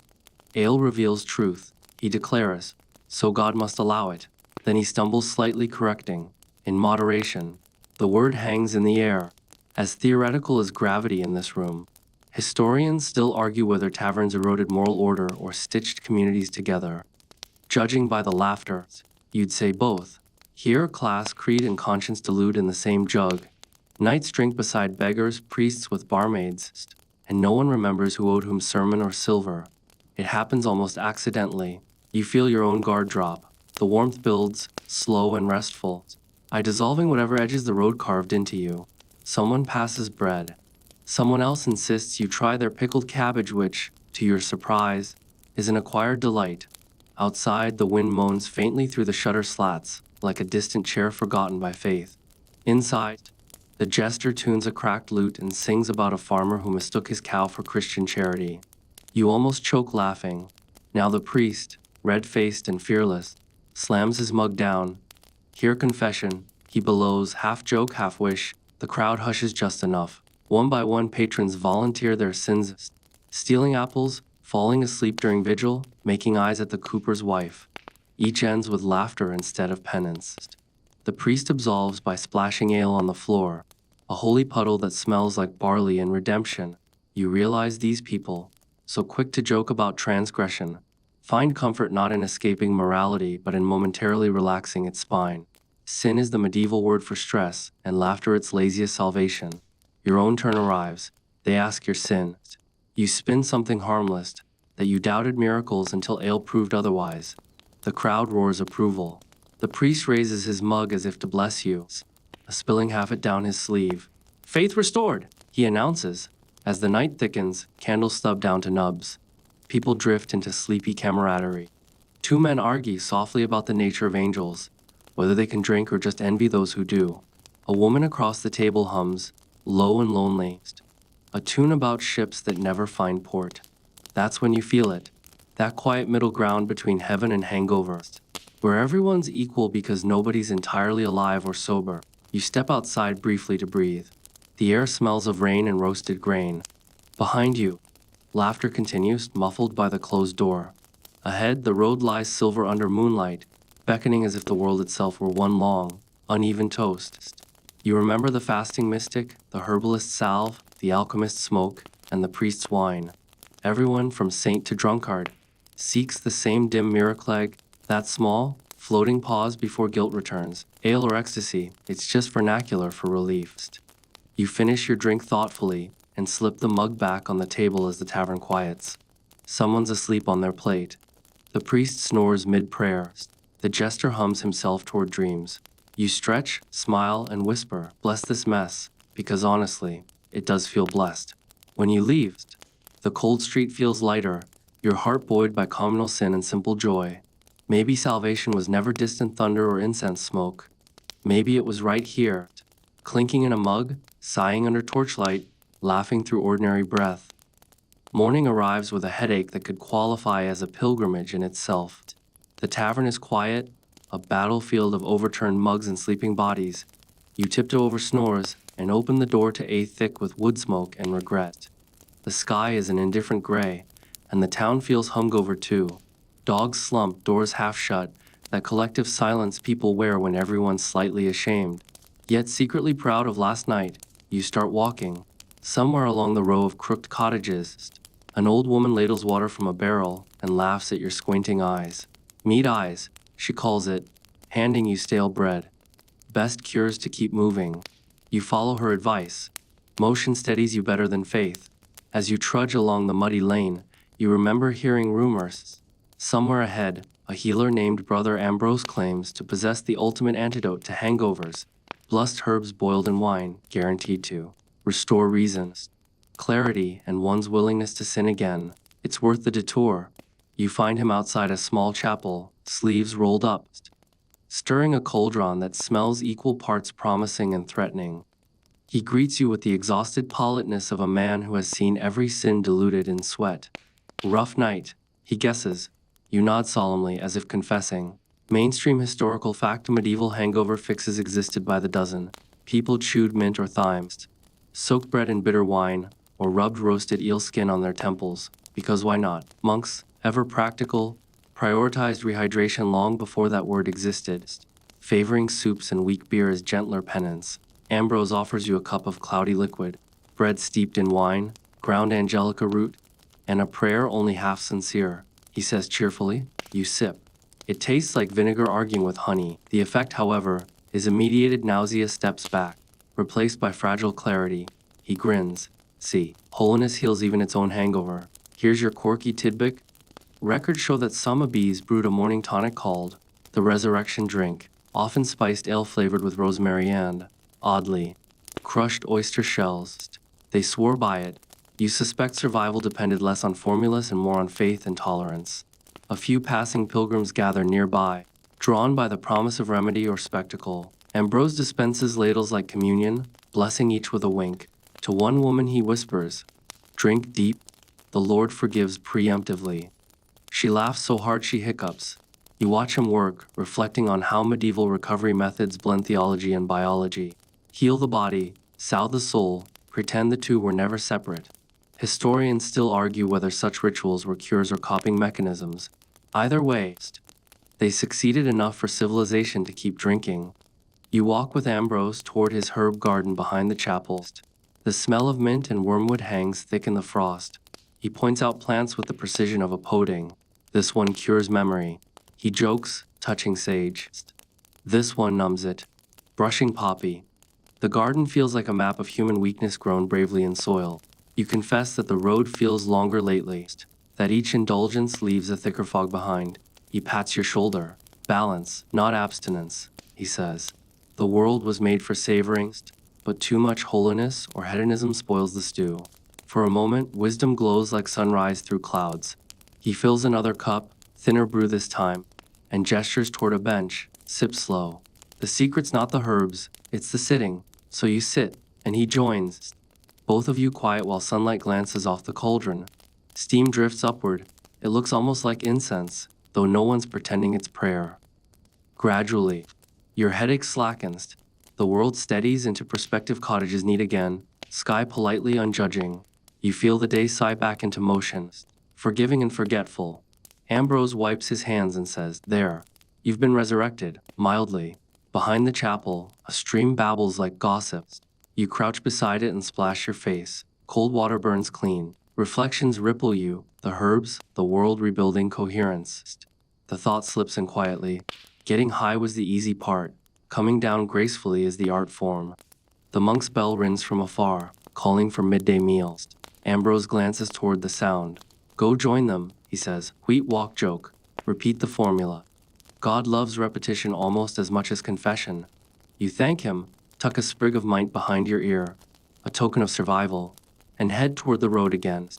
Your steps feel lighter, your humor returning like warmth to fingers.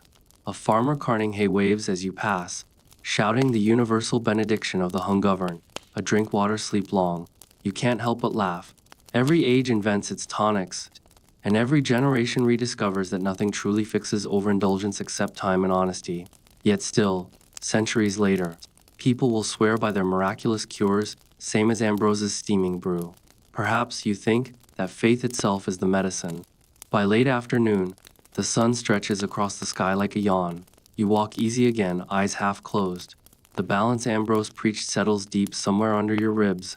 Calm, rhythm, acceptance. You're still human, still curious, still slightly queasy, but comforted by the thought that even the Middle Ages had mornings after and people kind enough to make soup for them. By late afternoon, the sky softens, and the smell of hay and hearth smoke drifts lazily through the valley. You pass fields dotted with slow-moving shapes, farmhands and fishermen finishing their day, their worlds stitched together by ordinary exhaustion.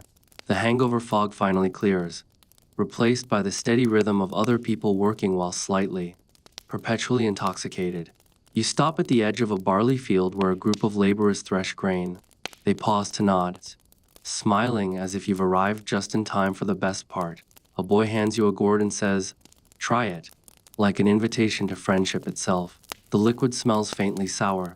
You take a cautious gulp. It's ale. Thin, tangy, familiar. Mainstream historical fact in the Middle Ages. Average people drank small beer throughout the day, including during work, with water often unsafe in tasks physical. Mild alcohol served as hydration, nutrition, and courage by default. Farmhands maintained a constant, functional buzz. Not drunk, never fully sober, but perfectly balanced between labor and laughter. The rhythm of the fields proves contagious. Scythes swing, straw flies, someone whistles off key. And every few minutes hands reach for the ale jug as naturally as breath. No prayers, no sermons, just motion and mild contentment. It's sobriety's middle child, steady, cheerful, forgettable, indispensable. Nearby, a fisherman mends his nets while nursing the same cloudy brew. The river glimmers like molten pewter. If you can see the bottom, "You've not drunk enough," he jokes, eyes creased. You glance at the threadbare jug he's refilling from the streambank barrel, wondering when fermentation ends and recreation begins. He insists you join their lunch, salted fish bread, and more ale. You do, if only because hunger feels less sinful in company. The taste of smoke clings to everything. You notice no one gulps, no one toasts extravagantly. This is sustenance disguised as indulgence, a daily truce with fatigue. Quirky tidbit for youngst. Medieval documents mention rationed ale rations even for monks and farmers, often several liters per day. It wasn't scandal, it was hydration policy. In colder climates, water froze, so indoor barrels offered liquid comfort year-round. Of course, too much comfort still earned reprimands when hammers missed nails instead of hitting them. You watch a woman with weathered hands carry fresh yeast cakes from her cottage. She explains the yeast has its own personality, strong when it feels sung to. She hums quietly while stirring, voice soft and low. The air smells like earth turning generous. You can't help but sway along. Historians still argue whether medieval drinkers recognized the biochemical balance they were inventing. A micro-wellness plan wrapped in daily chores. Probably not. They just knew that rhythm mattered in sip, swing, breathe. It's the same tempo found in heartbeats and harvests, in lullabies and looms. The fisherman wipes his brow, lifts his jug, and declares the day good enough for everything except poetry. Moments later, he proves himself wrong by telling a long joke about St. Peter sinking his own boat. It's terrible, but everyone laughs anyway. All that really matters in any age. As evening deepens, the air turns cold enough that every exhale steams. A few workers drift toward the riverbank bonfire where nets dry overnight. One plays a whistle carved from bone. Its tune is mournful but comforting, like remembering a story's happy ending before retelling its middle. You settle beside them, the jug making slow rounds, your mind soft and balanced.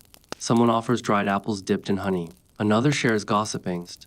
A neighbor's cow miraculously giving milk twice flavored differently. Morning like herbs, evening like smoke. Theorist, divine prank or dietary oversight. Fly back and forth, each accompanied by laughter and another sip. This countryside symposium could stretch centuries and change only hairstyles. You realize that medieval intoxication wasn't always about ecstasy or loss of control. Sometimes it was small, steady lubrication for long survival. A psychological handshake with existency will keep going if you keep it gentle. The fire cracks louder as darkness folds in. Sparks slide into the wind like miniature prayers. Children chase them, shrieking delight, while the adults raise eyebrows or eyebrows raise jugs. It's hard to tell which keeps which aloft. You lean back, watching stars peek through drifting smoke. The fisherman hands you what's left in his flask. Tomorrow'll look the same, he says, voice content, and that's a mercy. You drink to that. Not ceremony, not temptation, just thanks. The warmth clears your throat more than your head. A sign you've reached the perfect blending point. Down by the water, reflections of fire ripple like liquid amber. It smells faintly of yeast and ash, but the sensation is cozy, grounding. There's no mystical transcendence here, only the slow pulse of common peace that comes from shared fatigue, mild ale, and laughter met halfway. Walking back toward the road, you realize these workers might be the steadiest high of them all. They carry intoxication like rhythm, not rupture, humming through sweat and soil. You envy that quiet balance, how they stand at the border between sober duty and small happiness without ever needing words for it. As you climb the next hill, their fire becomes just another star below you, trembling on the horizon. Somewhere faintly, you hear the whistle's tune drift upward. Or you let it follow you into the trees, warm enough to last the night.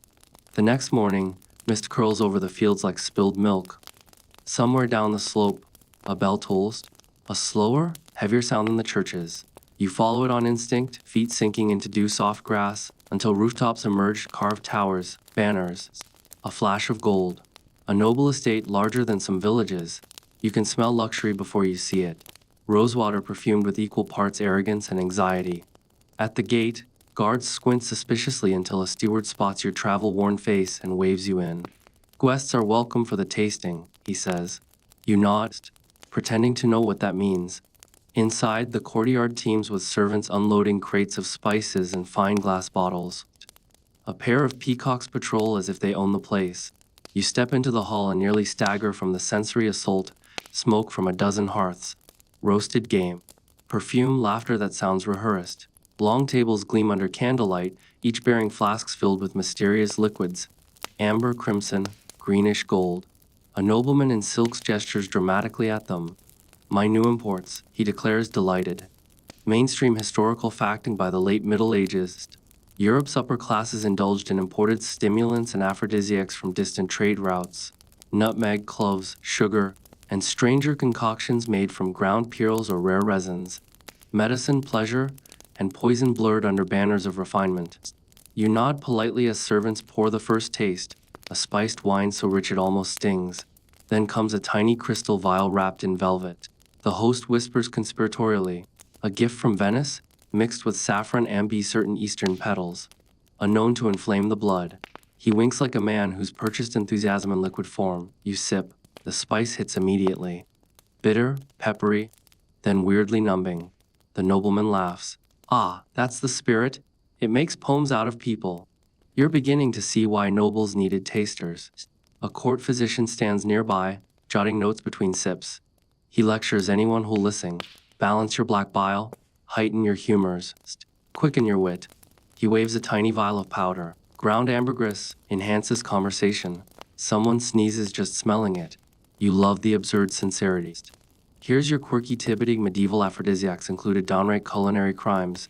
Ground snake, powdered rhinoceros horn, eagle fat.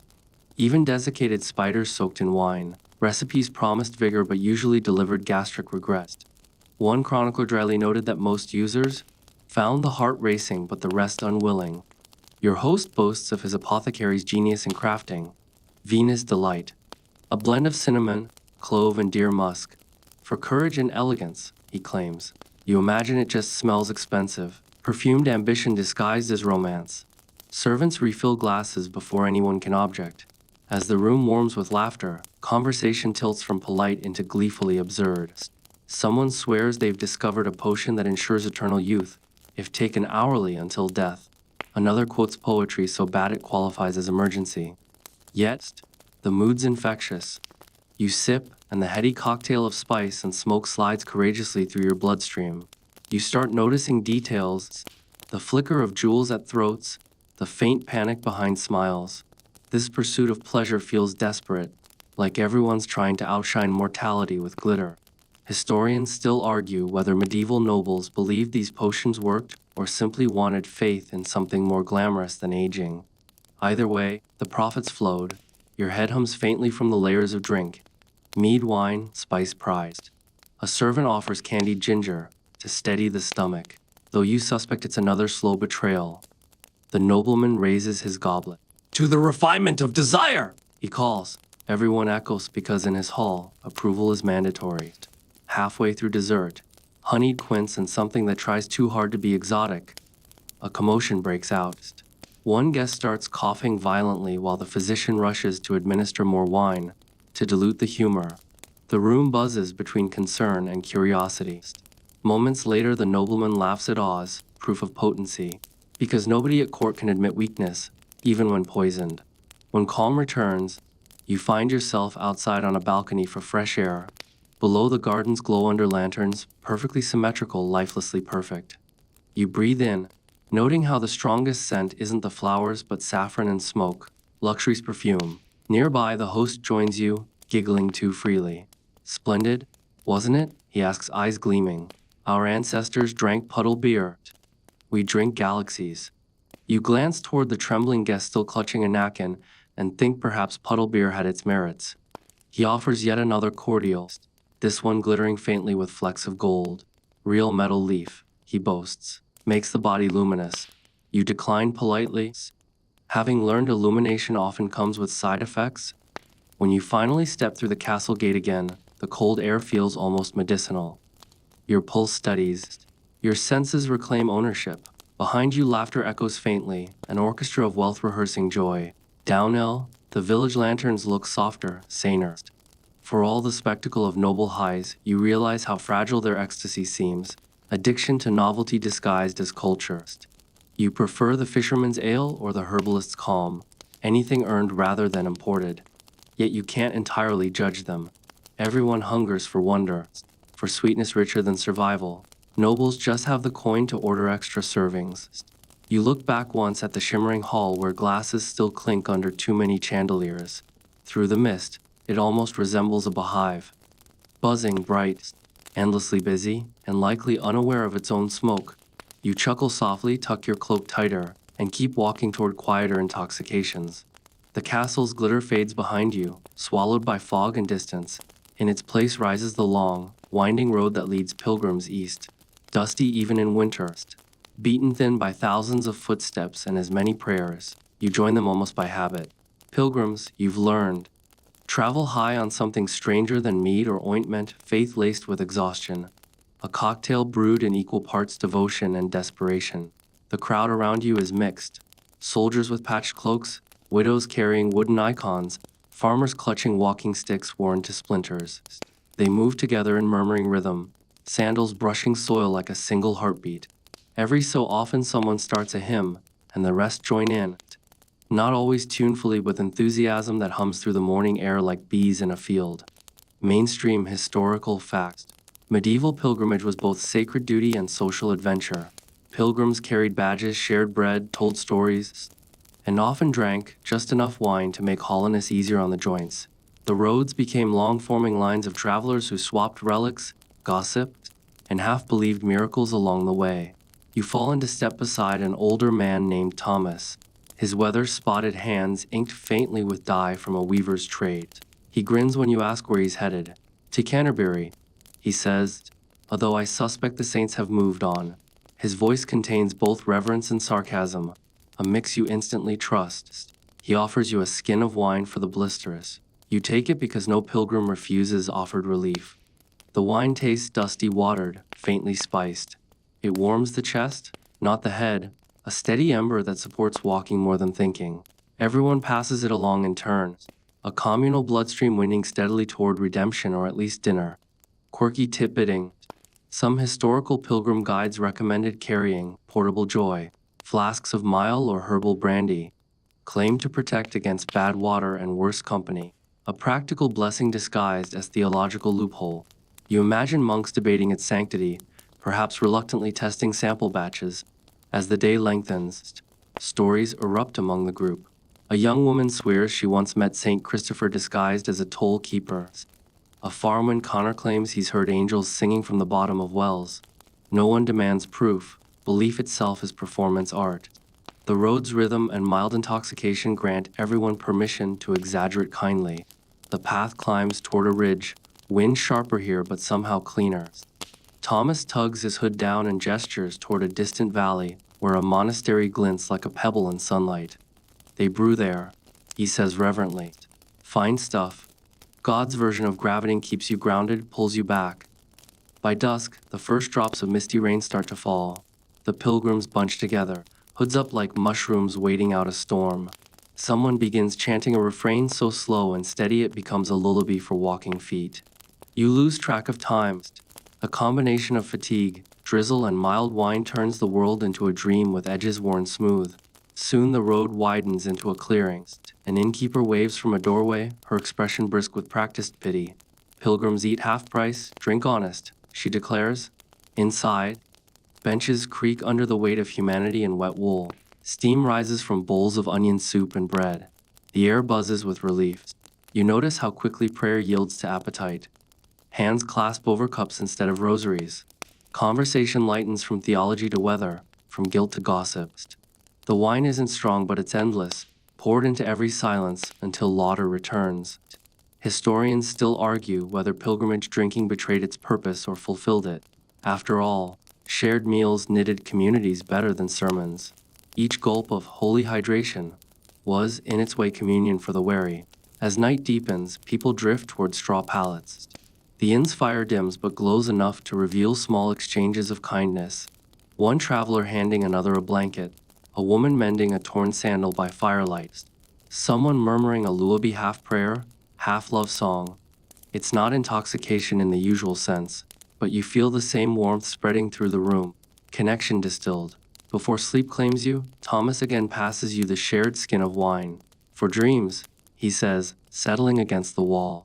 You take a slow sip, the liquid faintly floral now, perhaps absorbing the fragrance of all those hands. For dreams, you echo. Outside, the rain hums steady. You think of the countless medieval souls who trudge this same path. Aching feet, hopeful hearts, guided not by maps but need. Maybe that's the purest high of a lost, slipping between exhaustion and transcendence until you can't tell the difference. A final flicker from the hearth fills the room with amber light. The embers crack, small and faithful, stubbornly refusing to die out. Around you snores rise like a secular chair. You close your eyes, and for a moment, you too believe the long road leads not just to holy relics, but to something simpler and rest-shaped like grace. By early dawn, the road feels newly washed, mud turned mirror, sky low and gray as pewter. You walk with the last of the pilgrims until their songs fade into distance. The air grows heavier, more pungent, carrying something foreign, the sharp sweetness of burning herbs. At first you think it's incense again, but the scent is grittier, almost electric. You round a hill and see a small camp whirled in smoke. Travelers huddled around something unfamiliar. Tall pipes of clay and coals glowing red. One of them waves you over. From the New World, he says proudly. Brought by sailors who'll never sleep the same again. The pipes look like strange instruments, long-necked gourd shapes with coals balanced on top. The man draws deeply, exhales ribbons of fragrant smoke, and sighs as though his bones remembered a joke his heart had nearly forgotten. You settle beside him, curious. Mainstream historical fact: tobacco entered Europe in the late 15th and early 16th centuries, a new marvel said to cure melancholy, hunger, and boredom. Churchmen feared it, physicians studied it, and almost everyone eventually tried it. Early herbalists described it as divine smoke and the devil's breath. In the same breath, medieval marketing at its finest. A sailor sitting cross-legged grins, offering you the pipe. Go on, he says, it keeps cold away, and conscience too. Sometimes, his fingers are tattooed with anchors and tiny flames. The smoke coals from his nostrils like a saint caught mid-exorcism. You inhale carefully. The taste is bittersweet, peppery, shockingly dry at first lick. Then warmth spreads down your throat in a glide that feels theatrical. The world sharpens for a moment. Colors brighter, sounds crisper. Then dizziness arches down from the crown of your head to your chest. The sailor chuckles at your expression. A small one first time, he advises. Else the sky will fall before the sermon ends.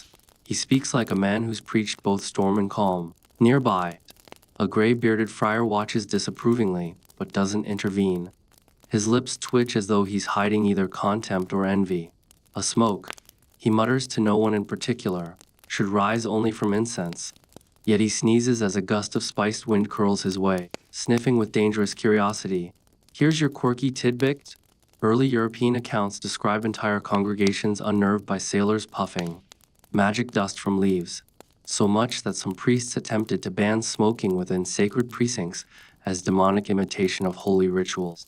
Others defended it, claiming it countered plague air. Smoke was, ironically, salvation and damnation in the same puff. The sailor leans back, pipe balanced lazily in his hand. They say the leaves calm serpents, he adds. Seems to calm men too, till the next craving.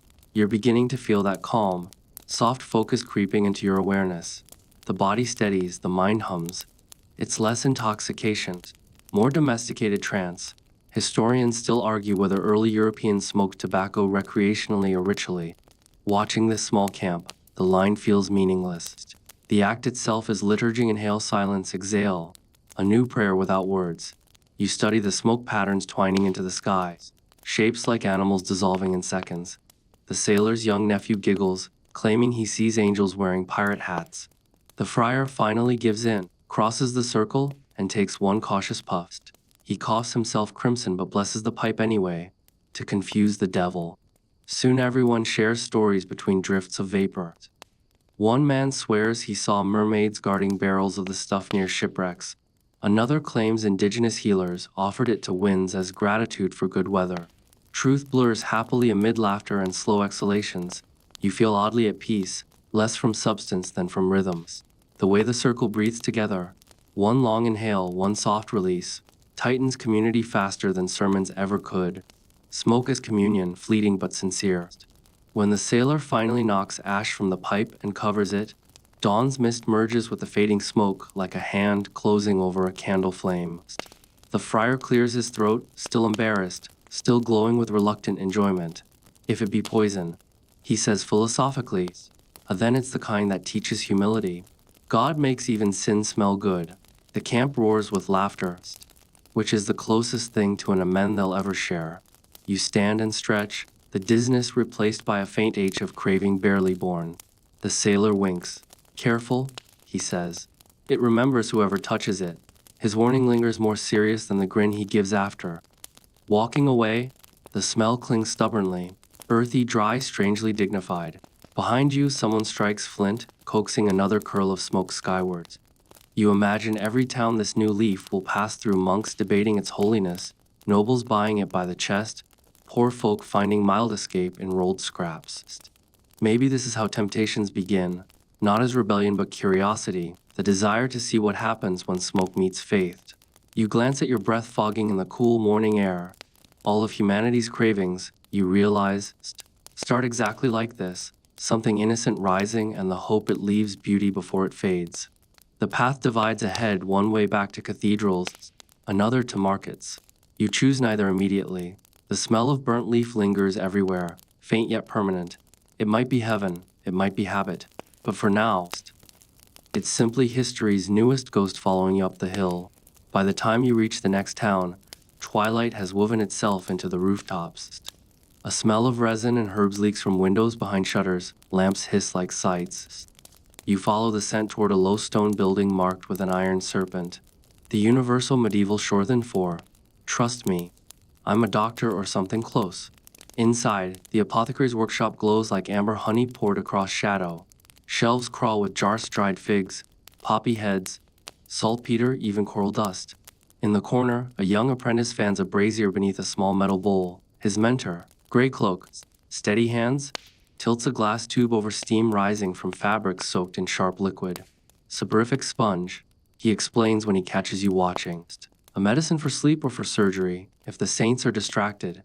You edge closer. The air smells of wine mixed with vinegar and herbs.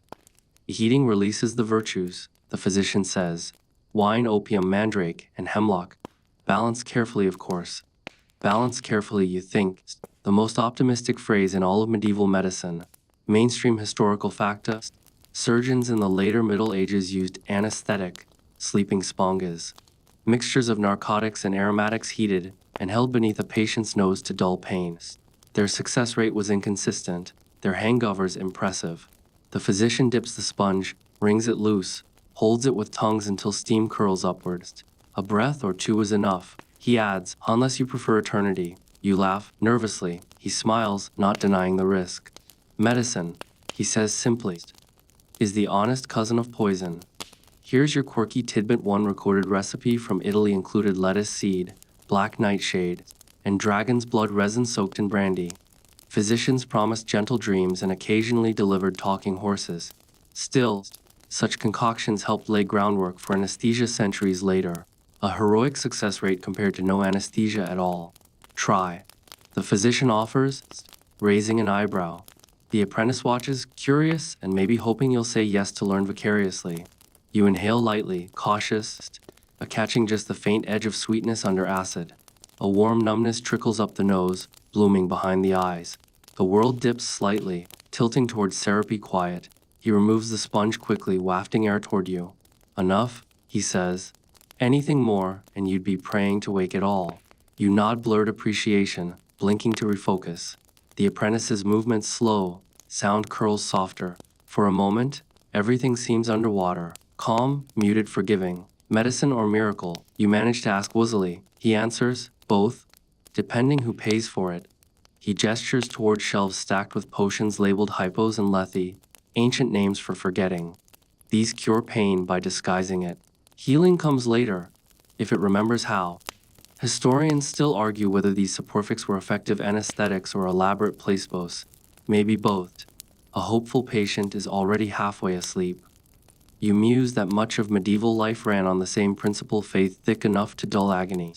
The apprentice sets out a second mixture. This one helps mothers sleep through childbirth. The physician says quietly, Or so we pray every time we hand it over. His tone holds neither pride nor guilt, only fatigue. The wary honesty of those who know they're gambling with mercy. You look around at the hundreds of carefully labeled jars, their neat Latin inscriptions holding centuries of trial and terror. Each one is a story of risk measured in spoonfuls.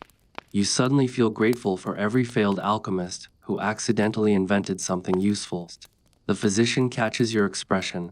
People think getting high is escape, he says, his gaze steady. But mostly it's rehearsal for dying. Safely. Temporarily. He dips the sponge again, setting it to dry. That's why we measure so carefully, and practice should never last too long. Outside, cold night air rushes to your face, cleansing, almost wholly after the sweetness within. Candles flicker behind the shop's latticed windows, shadows moving like patient ghosts between jars. You realize what you felt inside wasn't just numbness. It was relief from noise, an artificial version of peace so fragile it demanded reverence. You walk slowly through the streets, past inns where laughter spills out, past chapels humming with evening prayers. Both sound like different answers to the same pain. The sponge smoke memory clings in your nose, faint and floral. Its comfort added by danger, a medieval lesson in dosage, for faith, for curiosity, for sleep. At a corner shrine, a beggar calls softly, "Got any pain left?" You smile at the phrase. "Plenty," you say, saving it for morning. As you head toward your lodging, the night feels heavier but kind, as though the air has absorbed centuries of sighs and turned them into lullabies. You think of surgeons, priests, and apothecaries, all trying to loosen life's grip just enough that people can bear it another day. In this world, medicine and miracle share a bed. Smoke and incense share a scent, and every experiment is a prayer pronounced cautiously into the dark. You breathe deep once more before closing the door behind you. Grateful the air outside still smells sharply, unmistakably alive. Morning drags across the rooftops like worn silk, pale and shimmering. You wake with a clearer head, but the strange calm of the opiated sponge still ghosts through your system. A reminder that half the medical marvels of this age are polite ways to flirt with death. The scent of vinegar and poppy has faded, replaced by something saltier, the tang of wind that's wandered far across seas. By the time you reach the docks, the harbor hums with motions. Crates are being hauled onto ships stamped with strange emblems. Lions, suns, crescent moons. Sailors bark in half a dozen languages. Between the ropes and rumbling barrels drifts an entirely new smell of pepper and pitch, tar and cinnamon, the scent of continents colliding. You're walking into the frontier where curiosity officially becomes a career hazard. A young cartographer perches on a coil of rope, sketching maps with one hand and nursing a cup with the other. He grins at your wide eyes. "Smells like the world's pantry, doesn't it?" he says. Or the devil's spice rack. Mainstream historical facting by the late 15th century, European explorers returned from the Americas and Asia carrying novel intoxicants. Sugar, coffee, tobacco, and stronger distilled spirits that defied the weak wines of old. Europe's appetite for pleasure became its global engine. You're watching the gateway of that new addiction open. The cartographer offers you a sip from his cup. The liquid inside is dark, aromatic, a bitter as regret but invigorating. "Cacao," he says proudly. "The Aztecs call it the drink of gods. We mix it with honey so it doesn't taste like sin." You try it. The texture is thick, earthy, almost alive. A heartbeat of warmth hits your chest, followed by a strange alertness. It's not drunkenness, it's power. Focus sharpened, fatigue erased. He laughs at your raised brow. Better than wine, less confessional. Keeps the mind awake for days. That might explain the twitch in his left eye. Nearby, a merchant demonstrates another marvel, a small silver pot of something black and bubbling. He pours it into tiny cups thick like tar, fragrant with smoke. "Coffee," he announces, "a good Muslim drink baptized by prophet." The sailors simply call it devil's ink. They sip cautiously, then stay up till dawn repairing sails. You realize this is the next evolution of the medieval high, no longer escape through oblivion, but stimulation through awareness. The pendulum swings. The body, once longing to dull pain, now seeks to amplify thought. At another table, a Venetian trader offers crystalline lumps of sugar, so white they glitter. Sweet enough to make men forget sermons. He brags, then prices it like gold dust. You bite a small piece. It cracks under your teeth, melts into bliss. No saintly ecstasy ever worked faster. The merchants grin knowingly. They've already discovered addiction that churches will never successfully preach against. Here's your quirky tidbit. Early chroniclers described coffeehouses and cacao parlors as houses of wisdom and dens of idleness in equal measure. One pope even had to taste coffee himself before declaring it safe for Christians. After one cup, he approved wholeheartedly. A ship's officer passes. Curious about your lingering fascination, we fetch these things from everywhere, he says. And still folks act shocked they work. He shrugs.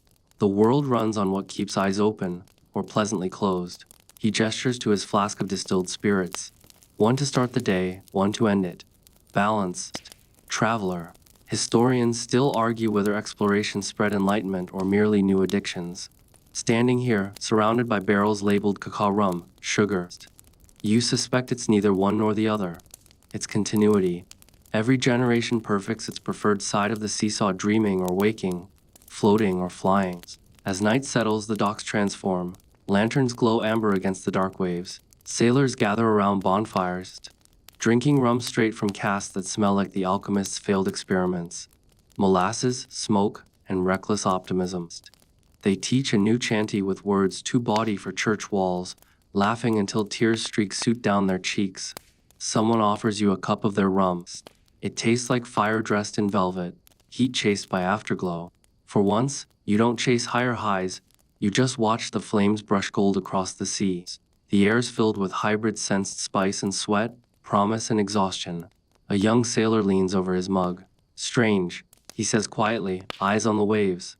We find new worlds, but all we ever bring back are ways to forget ourselves better.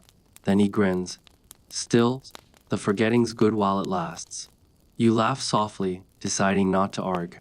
The tide knocks against the dock rhythmically, like a heartbeat larger than time itself. Everything, poppy spice, caffeine, alcohol, feels like attempts to match that rhythm. Each substance a different drum in the same song. Looking at the crowded ships, their sails like teeth biting the night, you sense the hinge of history shifting. The Middle Ages are closing, and a new intoxication is set to rule, not magic or mead, but trade and novelty. Getting high, once a private sacrament, becomes enterprise. You sip the last of the sailor's rum and feel the warmth echo all the way to your fingertips. The sea breathes cold mist against your face. For the first time, you notice even the moon looks drunk tonight, half full and swaying over the horizon. You wipe your mouth with the back of your hand and smile. The world's getting bigger, but the human heart, always chasing that soft edge between waking and wonder, remains exactly the same. By dawn, the sea behind you looks less like adventure and more like a mirror you're not ready to face. You turn inland along a winding market road where small chapels and taverns compete for souls, one promising salvation, the other satisfaction. Bells ring in both directions, oddly synchronized. In a square lined with crooked stalls, a friar stands preaching atop a wine barrel. He's red-cheeked, passionate, and entirely sober, which makes him an endangered species in this town. Brothers and sisters, he cries, intoxication is the devil's counterfeit for joy. His audience, half merchants, half hangovers, listens with mild amusement while chewing bread and passing flasks under their cloaks. You lean against a pillar. The irony is too rich to ignore. The sacred and the sinful practically shake hands in public here. The friar thunders louder. They drink to forget sin. Yet sin is exactly what they find at the bottom of the cup. A fishmonger whispers, depends on the cup, and earns muffled laughter. Mainstream historical fact: late medieval Europe wrestled deeply with the moral status of pleasure. Reformers condemned drunkenness and gluttony as spiritual decay, while others argued moderate indulgence kept the populace tame, better tipsy than rebellious. Morality itself turned tipsy in the debate. The friar hurls his arms skyward. Wine dulls pain, yes, but so does prayer. His voice cracks slightly, betraying fatigue. You suspect he's trying to convince himself as much as anyone. Behind you, a tavern door creaks open, spilling warm light and careless laughter into the streets. Contrast incarnate. A woman selling candied nuts mutters. He'd sound more persuasive if he smiled. She hands you a sample, sticky and spiced, smelling faintly of rum, proof that even snacks aren't innocent. You chew, and the sugar crunch feels almost rebellious under his sermon. Inside the chapel down the lane, a different scene plays out. Candlelight, whispers, the slow murmur of confession. You sit quietly in the back, half listening. A merchant admits he's cheated on fast days, another confesses to gambling after Vespers. The priest, calm and deliberate, prescribes mild penance. Extra prayer, smaller sips. Redemption by moderation, holiness measured in half cups. Here's your quirky tidbiting. One medieval bishop attempted to classify levels of sin by drink count. 2 cups venial, 3, mortal, beyond that, administrative chaos. His chart didn't survive canon law, but did survive as tavern lore for centuries. Humanity appreciates a quantifiable loophole. Leaving the chapel, you find the friar from earlier now sitting by the very tavern he condemned, boots muddy, voice gentler. A hard work to hate what everyone loves. He says when he notices you, he cites, "Once, I believed every high was heresy. Now I think maybe it's homesickness. People trying to feel the presence of joy without waiting for heaven." He laughs softly, as if confessing to the air. You admit you've tasted most of those joys already. Mead, smoke bice, and sleep that flirts with death. He studies you curiously. "And what did you find?" You think for a moment. "Everyone chases peace," you answer, "but most settle for distraction." He nods, eyes crinkling.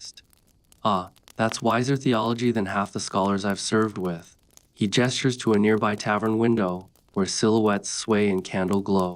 "They're not bad people," he murmurs, "just tired of waiting for paradise to start." Historians still argue whether reformers misunderstood humanity or humanity misunderstood reformers. But maybe the truth belongs to both sides, the need to believe mixed inseparably with the need to feel.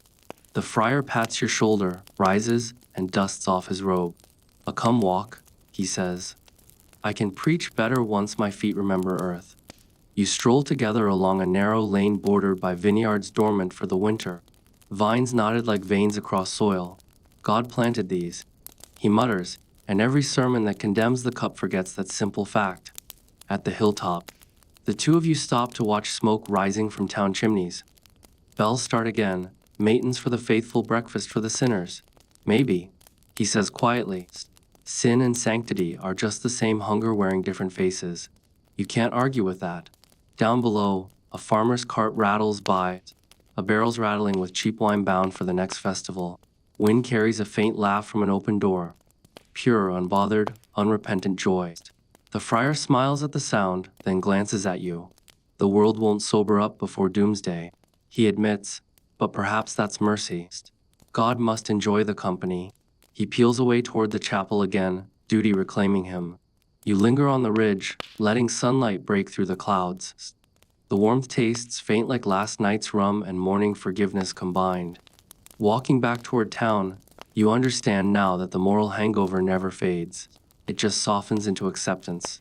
Humanity's oldest trick, sin first, sermon later, turns out to be strangely sustainable. The soul sighs, the stomach grumbles, and the cycle spins. You grin, whispering a half-hearted prayer for balance, somewhere in that middle ground. Between drunk and devout, guilty and grateful, you realize people have been living comfortably for 1,000 years. The wind sharpens again as you leave the friar's hilltop behind. A winter seeps through your cloak. The road ahead winds narrow and quiet, lined with frozen hedges. For the first time in days, no tavern signs swing, no incense drifts, just the clean air of repentance, or at least its scenic route. But even silence carries its own intoxication. Ahead, a wooden crossroad marker creaks under frost. One arrow points toward a bustling town you've already passed through.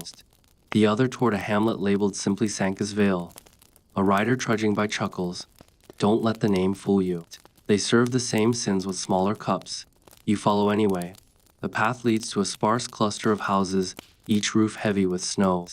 In the center stands a plain church painted with faded murals, angels peeling at the edges, saints half erased by time. Outside it, a gray-haired woman ladles soup into bowls for a crowd of bundled peasants. She catches your eye. You look half-fed and over-traveled. Eat. Her voice leaves no room for argument. You join the circle around her, the soup thin but fragrant. Steam curls upward. Every inhale smells faintly of sage and vinegar. Nearby, a man crowns a soft tune, perhaps lullaby, perhaps prayer. Mainstream historical facting. As reform and famine swept late medieval Europe, religious settlements began promoting sobriety movements. Peasants were urged toward moderation not by law but hunger. Broth replaced beer in monasteries, at least during Lent, though even monks eventually slipped something fermented back into their fasts. The woman gestures toward a wooden bench where travelers sit holding mugs of a new concoction, hot ale diluted with broth. Our abbot says it's the middle path, she says. So nobody's happy, which must mean it's right. Her smile folds into quiet mischief. You laugh softly. The warmth fogs your glasses of reason. The man beside you, a wooder built from equal parts oak and wareness, explains the village creed. Too much drink, and the bishop frowns. Too little, and winter feels longer. He sighs. So we drink halfway, enough to hum, not enough to dance. Functional drunkenness elevated to theology. From the chapel door, an elderly monk emerges carrying a jug. Medicinal. He insists before anyone accuses him otherwise. He dips bowls for those with coughs, his ladle reverent as an oath. The brew smells of honey and black pepper. He waves off formality. We used to chant cures, brewing's faster. Here's your quirky tidbit. As temperance gained attention, reformers experimented with spiritual tonics, lightly fermented elixirs infused with herbs. Many contained enough alcohol to ensure participation. Historians still debate whether these potions aim to cure sin or just slow it down. You sip the monk's medicine. A warm bloom runs through you. Less ecstasy, more mercy. For once, you feel neither particularly holy nor particularly wicked, just human at operational temperature. The villagers keep chatting, spooning then soup, humming tunelessly. This feels closer to real joy than the feast hall's chaos or the nobleman's gilded excess. By dusk, the villagers gather for prayers. You join them inside the cold chapel where candles quiver on rough pews. The monk leads a slow hymn, his voice fragile but steady. As you sing, your mind drifts. Images of all the highs before this one mead mushroom, incense, smoke. Every method an attempt to balance the unbearable weight of being awake. The hymn ends. Silence settles, not empty but respectful. The abbot rises, frail yet bright-eyed. There is hollowness, he says softly, in not needing more. A pause follows thick enough to hang your hunger on. Perhaps this is the truest medieval miracle, finding satisfaction that doesn't ferment or fade. Outside, snow begins again heavy and hypnotic.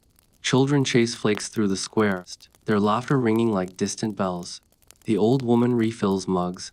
The woodcutter raises his halfway full cup toward the sky and mutters, "To moderation, the dullest saint we've got." Everyone chuckles before sipping quietly in her honor. Historians still argue whether temperance was liberation or repression. You look around and see both. These people haven't renounced pleasure. They've domesticated it. Their version of getting high is breathing warm air and not freezing. It's humble, sustainable, perhaps the only recipe that survived the ages intact. As night folds in, you linger at the chapel gate. The abbot joins you, peering upward where flakes glow in torchlight. "Strange thing," he says, almost laughing. "For all our rules, it's still joy that saves people, not abstinence. Joy's just harder to regulate." You nod, understanding what centuries of philosophers will spend pages trying to phrase. The abbot sighs contentedly. "We can't forbid longing," he muses. "Just teach it better manners." Then he retreats inside, leaving you alone with snow and the soft hum of content villagers finishing their halfway highs. You stand until your breath turns foggy silver, realizing the Middle Ages might be learning what modern hearts still chase enough pleasure to feel alive. Enough restraint to stay that way. The wind shifts again. You pull your cloak tighter, walking on through white silence, carrying their quiet wisdom like a flask that never quite empties. The next morning, sunlight pours through thinning clouds like forgiveness delivered on schedule. You leave Sanctus Vale behind, its quiet balance still tugging at your ribs. The road ahead seems cleaner, though you suspect that's just the hangover of moderation. By noon, the path widens toward a market town that buzzes louder than bees in midsummer. Smoke twists from dozens of chimneys. Merchants sing prices. Somewhere a musician bangs something between a drum and a pot lid. You recognize the sound instantly, the tavern age refusing to die. Inside the square, traders from half the world hawk bottled miracles. Spiced wine from Portugal, brandy clear as glass from new copper stills. Sweet cordials promising to fortify vitality and vigor. This is no longer medieval haze but early modern ambition, intoxication refined and exportable. The air itself smells ambitious. Burnt sugar, hot metal adventure. Mainstream historical fact: by the 16th century, distillation had perfected strong spirits. What once was monastic experiment became economy. Gin, brandy, and whiskey marched across Europe faster than theology could keep up. The tavern replaced the church as the central social institution, not by rebellion, just by volume. You duck into one such tavern, its sign freshly painted, the phoenix and barrel. Inside, everything shines copper still in one corner, new glass cups instead of wooden mugs, lauder quick and confident. The room hums with civilized intoxication. Behind the counter, a woman pours clear liquid into tiny glasses. Aqua vitae, she declares, the water of life. A well-dressed scholar to your right smirks, or death by clear degrees. He mutters, taking a sip anyway. You join them out of anthropological duty, of course. The drink arrives cool against your fingers, surprisingly neutral until the second after you swallow. Then it explodes, a sudden furnace blooming behind your eyes. You cough, everyone nods approval. The scholar pats your back. It rebuilds the spirit by briefly dismantling it. He says, efficient theology. Here's your quirky tidbit. Distilled spirits began as medicine, advertised to treat plague, cold, and heartbreak alike. Pharmacies sold them beside tonics and holy charms. Customs clerks taxed them as luxuries until realizing humanity would bankrupt itself to buy more. The bartender laughs at your expressions. We've learned the trick, she says. Smaller glass, bigger courage. Around her, patrons debate politics, poetry, philosophy, all at speeds too quick for medieval ale ever to manage. Liquor sharpens not just vision but vanity. Through the open doors, you glimpse how the tavern's glow spills into the streets where apprentices and sailors stumble past vendors calling out credit terms. Civilization, you think, may have merely rebranded drunkenness as industry. Stronger drink keeps stronger commerce awake. Historians still argue whether distillation marked progress or decline. You watch the room and suspect both progress made visible through its hangover. The scholar nearby drums about enlightenment, gesturing with his glass like it's a torch. Liquor clarifies, he insists. The world cannot rot while glass still refracts truth. Then he promptly spills half of his revelation down his sleeve. Across the room, a fiddler plays a breezy tune. Couples will between tables, the same dances their ancestors misstepped centuries ago, just faster now, more polished. The floorboards resonate like heartbeat and history combined. You take another sip more carefully. The warmth hits again, powerful but clean, a distilled echo of every medieval pleasure preceding it. The thought thrills and saddens you in equal measure. This new spirit holds both continuity and erasure. No herbs, no smoke, just precision and profit. A merchant slaps down coins for another round. Trade, he toasts. The new holy war. Laughter bursts like fireworks. You glance at your glass and imagine 1,000 fields of wheat and grapes transformed into currency. Awareness. Forgetting. Outside, marketplaces roar while church bells groan for vespers. No one slows. Religion's steady rhythm now syncs with commerce's faster one. Even monks, rumor says, distill quietly in their cellars, calling brandy angelic essence to excuse the scent. You sip again, slower this time. A clarity sharpens painfully. Faces flash familiar: the alchemist, the herbalist, the taverners of nights past. All replaced by stills and ledgers. The old chaos has grown efficient, bottle-shaped. You half miss the mess. Stepping outside, you watch the setting sun strike rows of glass bottles in a shop front. Light passing through liquid, refracted into trembling gold. It's beautiful, a scientifically precise and faintly sad. The Middle Ages blurred glow turns crystal in here, every dream labeled with a price. You imagine the future of this distillation. Politics fermented further, nations chasing colonies for sugar to sweeten their spirits, oceans boiling under ambition. The hangover will be global. But for now, the crowd only sees sparkle, not consequence. The tavern door swings behind you, laughter spilling out like a tide. You pocket a small flask, the last relic of the old world's experiments, now wearing a modern smile. Its heat feels familiar, portable, tame. As the street lamps flicker on, you realize something: the medieval pursuit of transcendence through ale, herbs, wine, or smoke hasn't ended. It's merely upgraded its packaging.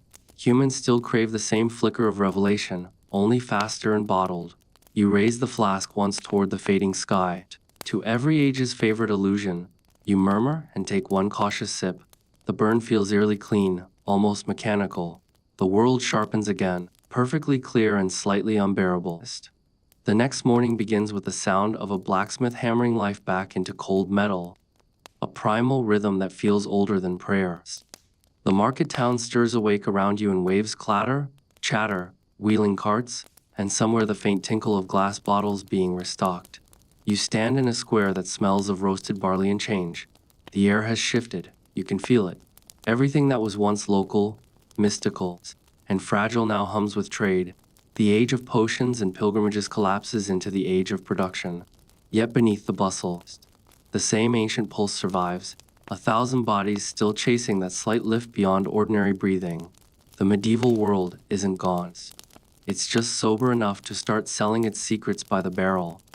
You walk toward the outskirts where the new taverns meet old ruins. The fragments of a monastery wall rise nearby, ivy curling over stone.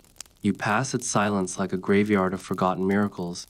Out in the fields beyond, farmers work the soil that once supplied holy wine or bitter herbs. Now it grows grain for whiskey and bread for laborers who sip it daily. Progress, distilled. A figure waits by the gate, an elderly woman with a basket of herbs, her face calm and uncompromising. She looks eerily like your first herbalist. But though decades have passed, or maybe centuries, the memory is slippery inside this story. She squints. You've carried quite the collection of spirits, she says, a feeling wiser yet. You smile faintly. More tired than wise, she nods. That's wisdom enough. From her basket she produces a sprig of lavender. For balance, she says, stuffing it into your hand. The scent calms your lungs instantly, a reminder that intoxication begins with breathing, not bottles. Mainstream historical fact: by the 16th century, herbalism, alchemy, and brewing had merged quietly into what would become chemistry, pharmacy, and modern medicine. The pursuit of the philosopher's wine evolved into laboratories, yet every great discovery still came with someone, somewhere, inhaling fumes and hoping for transcendence. As you follow the dirt path past the old monastery, color floods the edges of the land, fields of hops tangled with poppies, bees staggering between blooms like drunk prophets still on duty. In the distance, a windmill turns lazily, grinding both grain and time. You pass a wagon loaded with barrels marked with sun symbols, the export seal for distilled spirits. A young cooper rides beside it, whistling a tune you recognize from that long-ago tavern. History, as usual, has decided its favorite song is repetition. A voice from behind startles you. "Careful," says a man balancing a crate. The road gets slick with spills from the barrels. You glance down and notice dark patches staining the earth. Drops of alcohol seeping back into soil. Even the ground, it seems, drinks. Here's your quirky tidbit. Archaeologists uncovering medieval tavern sites often find entire layers of yeast embedded in floorboards, as if the earth itself preserved humanity's hangovers. So even dirt remembers where joy once stood. The cooper laughs, adjusting his load. "Funny thing," he says. "We keep brewing and bottling but never get any closer to satisfaction." He gestures at the sky. You'd think by now someone would distill contentment. Historians still argue whether that was ever the goal. They say the medieval search for elevation, through feasts, fumes, prayers, and painkillers, wasn't about escape but connection to each other, to God, to the flickering edge of mortality. You wonder if humans today chase anything different, only now calling it progress instead of penance. You find a flat stone and sit as clouds drift south. For once, you let memory spool without control the smoky tavern hum, the Mead's slick laughter of monks, the herbalist's whisper about dreams, the pilgrim road breathing faith like shared oxygen. Each image flickers like embers through centuries. And then you realize something small but startling: every act of getting high, from mushroom stew to monkish wines, was never truly about leaving the world behind. It was about making it bearable enough to stay. An ancient technology of hope disguised as habit. A bell rings from town, metal bright, impatient. You stand, brushing dust from your cloak. The basket of lavender presses in your hand, its scent grounding you somewhere timeless. You turn toward the main road, that endless line of travelers stretching into both past and future. You walk slowly, passing a group of children skipping by a puddle. One shouts, "Look!" The sky's in the water. You watch ripples scatter reflections of clouds and laugh quietly to yourself. It always was, you whisper. The path widens once again into the steady hum of modern becoming. Behind you, the medieval night folds neatly into history, still glowing faintly under the skin of every ordinary day. Ahead lies the same, only renamed companies instead of abbeys, distilleries instead of cauldrons, wellness shops instead of witch gardens. And you, an accidental witness of it all, carry a faint buzz that has nothing to do with drink. The buzz of realization, maybe, or gratitude. You exhale, fogging the air one last time, watching the cloud drift upward like incense to its invisible ceiling. Somewhere a tavern door slams, somewhere another cup lifts, somewhere the old instinct still hums. You smile, hearing the echo of every ancient toast at once, to warmth, to wonder, to the art of surviving one more day with imagination intact. The road quiets now, the crowd behind you dissolving into memory. The air turns still enough to hear your own heartbeat. A small content drum reminding you that history never truly ends. It just shifts volume. Each breath is slower, longer, as if time itself begins to yawn. You picture the candlelit tavern, the whispers of monks stirring herbs, the laughter of peasants under stars crusted with frost. All of it softens now, fading to the gentle hum of continuity. The mead's sweetness dulls into sleep. Incense cools into hush. Even the roadiest ghosts set down their mugs and stretch in the pale light. The old herbalist's lavender lingers under your nose. Calm, steady, forgiving. You realize that in some humble way, every generation brews the same potion, a remedy for loneliness, a sip of courage against the cold. The recipe never really changes, only the names do. You walk to where the fields meet open horizon. The wind crowns through empty vines, humming something ancient and kind. Above, clouds drift in lazy procession, as though escorting you toward whatever peace waits beyond awareness. If you listen closely, you can almost hear the clink of cups far off in time, the endless toast of humanity saluting its own persistence.